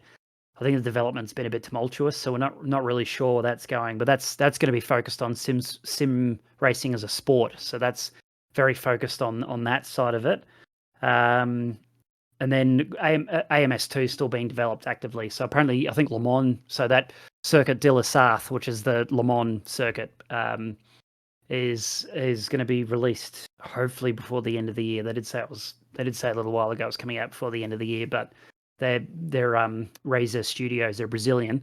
They are quite often caught up with a lot of development, and I think they contract out to other studios as well. So I think they're helping with I think there's like a GT revival. There's an old game we used to play called GTR, and I think they're helping out on that as well. So not sure how far away that is, but I mean, I'll keep. Yeah, it's my number one sim at the moment, just because they keep updating it with great content and improving the driving physics in the car and putting in new tracks and cars. So I'm really looking forward to that. It's yeah, I think the future's bright in sim racing, and but I mean, if anything to go by with the arcades slash simcade is another term they use for like Forza Motorsport and Forza Horizon. I mean, that just keeps kicking goals. I mean, the next Forza Horizon, I think I'll be checking out because after playing 5, it was a lot of fun, and You're it's right. it's only going to go up, I think. That was fun. Something I did enjoy quite a bit. Was sort of jumping into that world and just being able to go for a drive and have fun and seeing all that and being able to play with those cars. Um, and the RPG element where there was this drive to actually, pun intended, to go ahead and get more, I guess, more of the skill trees set up too. I could then unlock more cars, unlock um, more of the tracks and more, well, not necessarily tracks, but more of the I guess missions to be able to enjoy these other cars in. So yeah, absolutely. Um, Definitely going to check out Forza Horizon 6 when it does come out. Mm. Um, yeah. All right, it's time for a segment we'd like to call "Here's Something." So, here's something. I watched Die Hard for the very first time last night. You're kidding. Um, yeah, so I mean, God, I don't think there's too much to say about Die Hard in terms of the reverence and God, what do you call it? Yeah, I guess that's it. The reverence of the movie in terms of the zeitgeist, I suppose. Maybe that's not the greatest term for it, but the point being is that I've heard plenty of people talk about it. I've heard arguments about it being if it's a Christmas movie or not. I know it's on. Oh, like my mate I was chatting to, and it usually comes on around about this time of year, and they'll usually watch it as a family together as kind of one of their traditions. And I mean, I've always been curious because I like. Well, I mean, I like. I'm trying to think. I've really only seen The Fifth Element with Bruce Willis in it. I'm trying to think if there's any other movies I've really watched him in. Maybe The Expendables, but that was a bit meh. But I mean, it's one of Well, his big ones, and of course, I've heard of old Hans Gruber, old Alan Rickman. So I was goodness. yeah, so I was obviously been wanting to watch it, and we so I had the folks over, of course, and I don't typically watch movies by myself. I prefer to play All video right, yeah. games, but I Dad and I have been watching the Mission Impossible movies, which is don't want to go off on a tangent on that, but Actually, we I yeah need to pick up. Sorry. I need to pick up some of the Mission Impossible stuff. I think the last one I watched was two, maybe three, But I think yeah two might have been it. Yeah. yeah, so we're up to I think it's the fifth or the sixth one we're up to, but it wasn't on Fox when we had it loaded up, so I'll have to find other ways to get that and then watch it. But so we thought, oh well, we had a quick look on the streaming service and found Die Hard. And I went, oh, I've always wanted to see this. Have you seen this, Dad? No, I haven't. I said, all right, cool, chuck it on. And yeah, it was it was all right. I mean, I feel like because of the history it's had in the circles of people that talk about it a lot, I think it maybe been a bit overhyped for me when I watched it because I thought it was all right. It was had its moments. It was pretty cool, pretty grounded, which what I liked about it. But yeah, it was at the end of the day. I think I said to Dad, "Oh, well, I preferred the Fifth Element." But I mean, I'd watched Fifth Element years ago when I was younger, and I mean that was more of a I was probably not as cynical, grumpy old bugger as I am now. But I yeah, I mean, oh god, Alan Rickman pretty much stole the show. He was so good in it. He is fantastic. Yeah, It it's one of those things where it's a very rare style of villain. So with Die Hard, uh, mm, I guess it's a bit of a meme, a bit of a sort of inside joke that everyone says it's a Christmas movie because it does take place during Christmas. So hence yeah, everyone got a chance to watch it around this time of the year.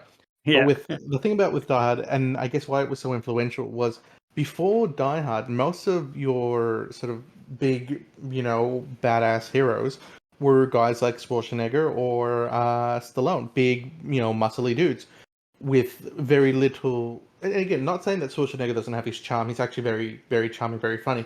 But there were just these like sort of straight laced, sort of badass, big muscly brutes that mm, were just seen as heroes. So when Bruce Willis came on as McClane, mm, he wasn't that big bulky muscle dude. In fact, he was actually coming up, I think, at a TV series called Moonlight or something, just mm. a little bit on my time, and he was more of a comedic actor, so he Huh, was more comedy. Um, so they were like, "This is never going to work. This is going to be a flop." Um, and as you saw, he actually killed it as McClane. He actually can do um, an action hero, which again yeah, didn't have to be this big, muscly, over the top. badass. Yeah, Yeah, yeah, over the top, yeah, muscly dude. He yeah, was sort of, just not necessarily your average Joe, but just a tough guy, like a genuine tough guy with funny quips. yeah, Like yeah. your yippee and Yeah, the that actually helps frame it a bit better because I think of the time back then, you're right. Like that, they had your big macho, over the top action men and heroes and movies, and that was something a little bit more unexpected. Kind of like that. Is it the one with old mate from Breaking Bad? So he plays Saul. There was a new one. I can't remember what the name of the movie was, but it's oh similar oh sort of oh thing. Is it Unknown Mr. or Nice Guy or Unknown, something like that. Give me a second. yeah? You're right. I can't. It was called uh Give me a second. Yeah, I guess the point. Yeah, the point being is that there is definitely people that like to watch that kind of stuff, and it's yeah, that makes a bit more sense because coming back to it from not ever seeing it till now. I mean, I didn't think too much of that. It was cool seeing him grounded because he's trying to think through the situation. What do I do?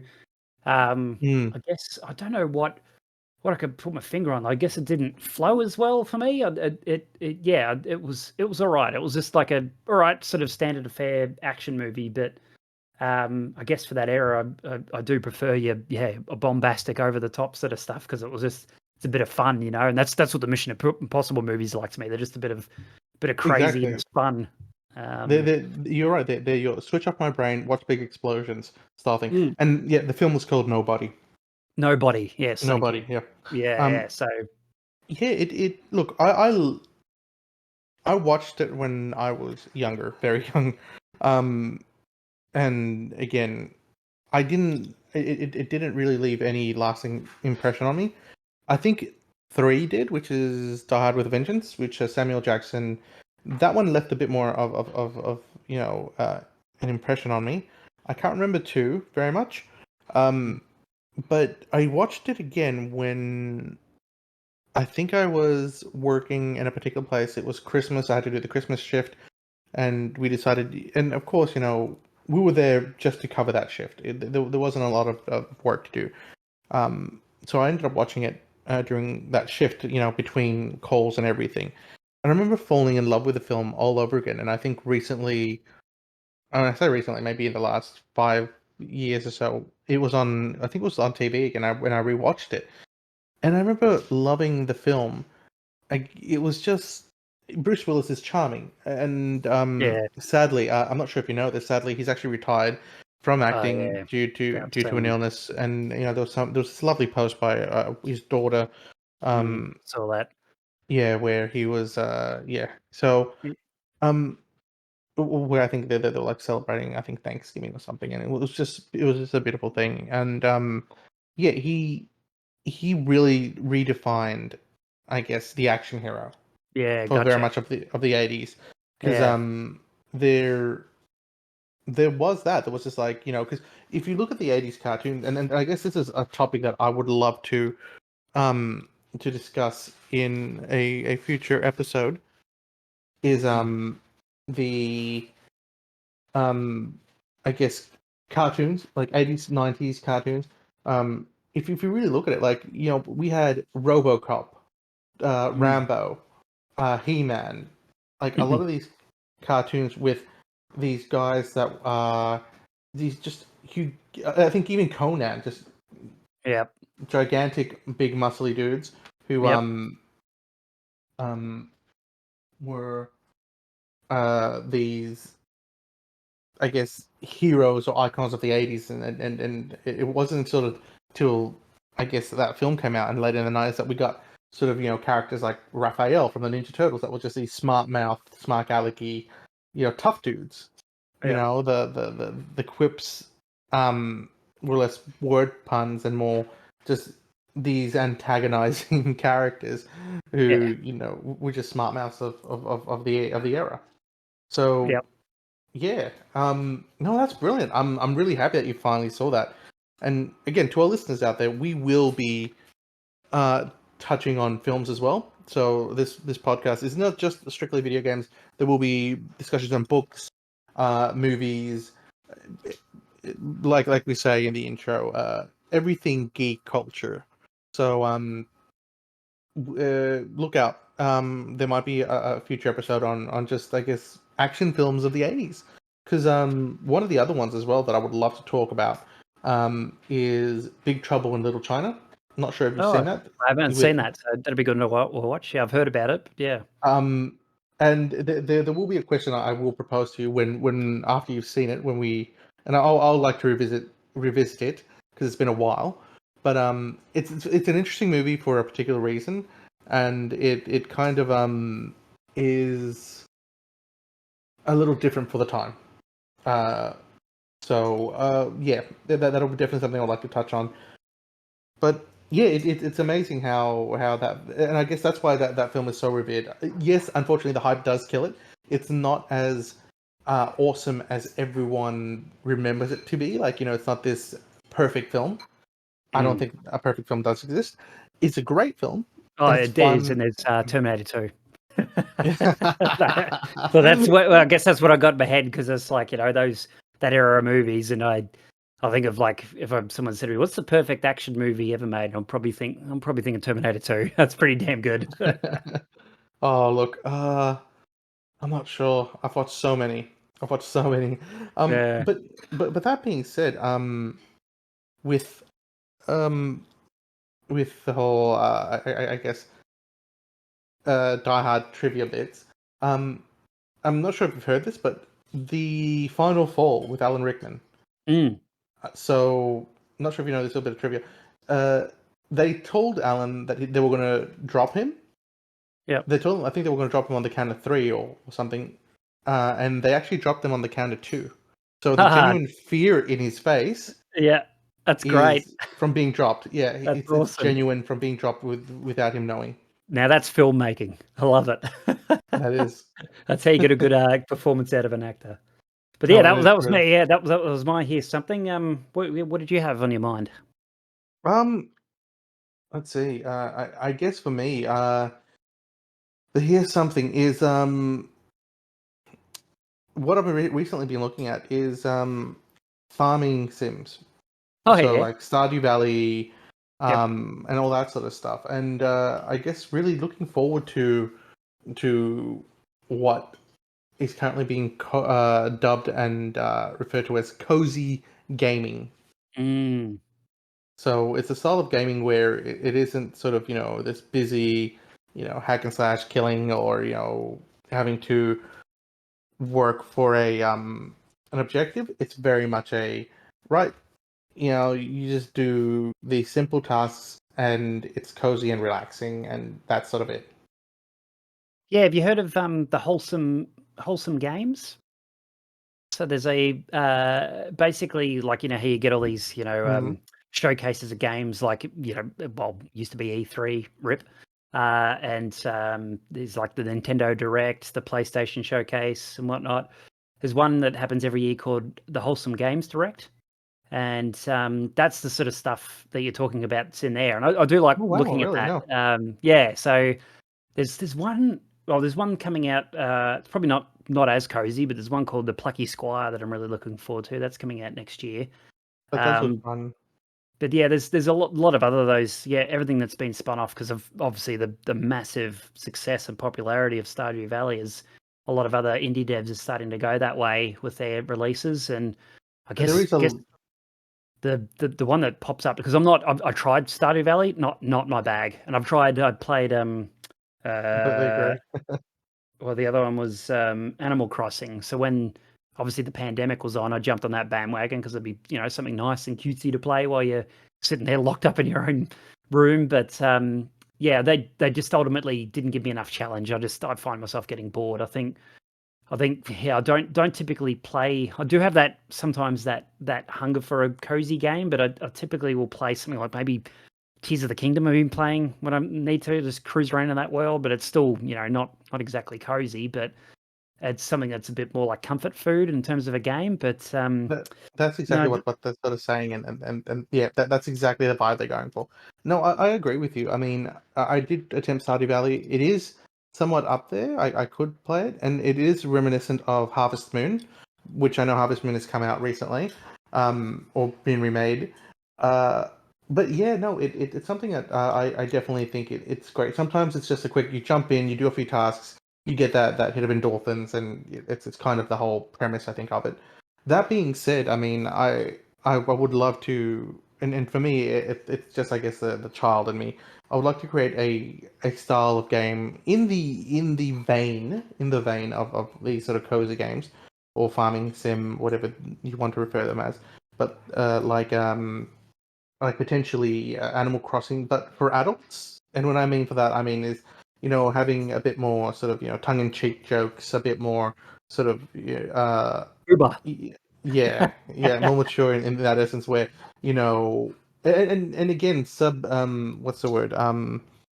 The the playing on a lot of those tropes, playing on a lot of tropes, and flipping the table on them. So like the things like where you have to romance a lot of the characters, having these characters be like, hey, wow, you're kind of a stalker, back off, Oh, and no. like and yeah, it would be something I would love to who knows, maybe one day create in the vein of, like I said, Animal Crossing. Well, it's still cutesy. It still looks cutesy, but it's very, a play on that world where, you know, if you don't fulfill a particular, I guess quest, there are repercussions to it. Nothing horrible, but just repercussions to it. Where, like, for example, a character might be sick, and then I don't know, like a mailman, and so if you don't get the things in time, like the health herbs or whatever, um, then he remains sick for like a week, and you don't get your mail for a week or so. So Yeah. that sort of thing. Yeah, I More think of a that would just be fun. hardcore cozy sim. Yeah, hardcore cozy. Could be a new genre you trailblaze. It would be funny though. Yeah. Um, but yeah, no, I was gonna say that's sort of it from on my mind. It's just, yeah, I've been looking at a lot of that recently, and sort of really, I don't know, I think I might jump into one of the cozy sims just to I guess scratch that itch. Yeah, be keen to hear how it goes. Yeah, absolutely, definitely, will let you know. Well, that seems to be it. That seems to be the end of our conversation, my good friend. Yeah. So to our listeners out there, if any at this point, I want to thank you definitely for dropping by to Where's the Any Key podcast. We invite you again to our next episode. We don't At this point we don't know what the topic will be. And again, this is very much something that we're trialing. So look, definitely leave us any comments below with any, I guess, suggestions on what you might want to hear us discuss, or if you've got any topics that you would like us to visit, or you would like us to experience for the first time if we haven't had any experience with, and maybe we can, give you the insight of noobs jumping into your hobby or into your geek flavor of choice. Aside from that, to all our listeners, thank you very much for dropping by, and we hope to hear. Well, we hope that you guys drop by again for our next episode. Thanks Until all. then, see you later. Bye. Bye.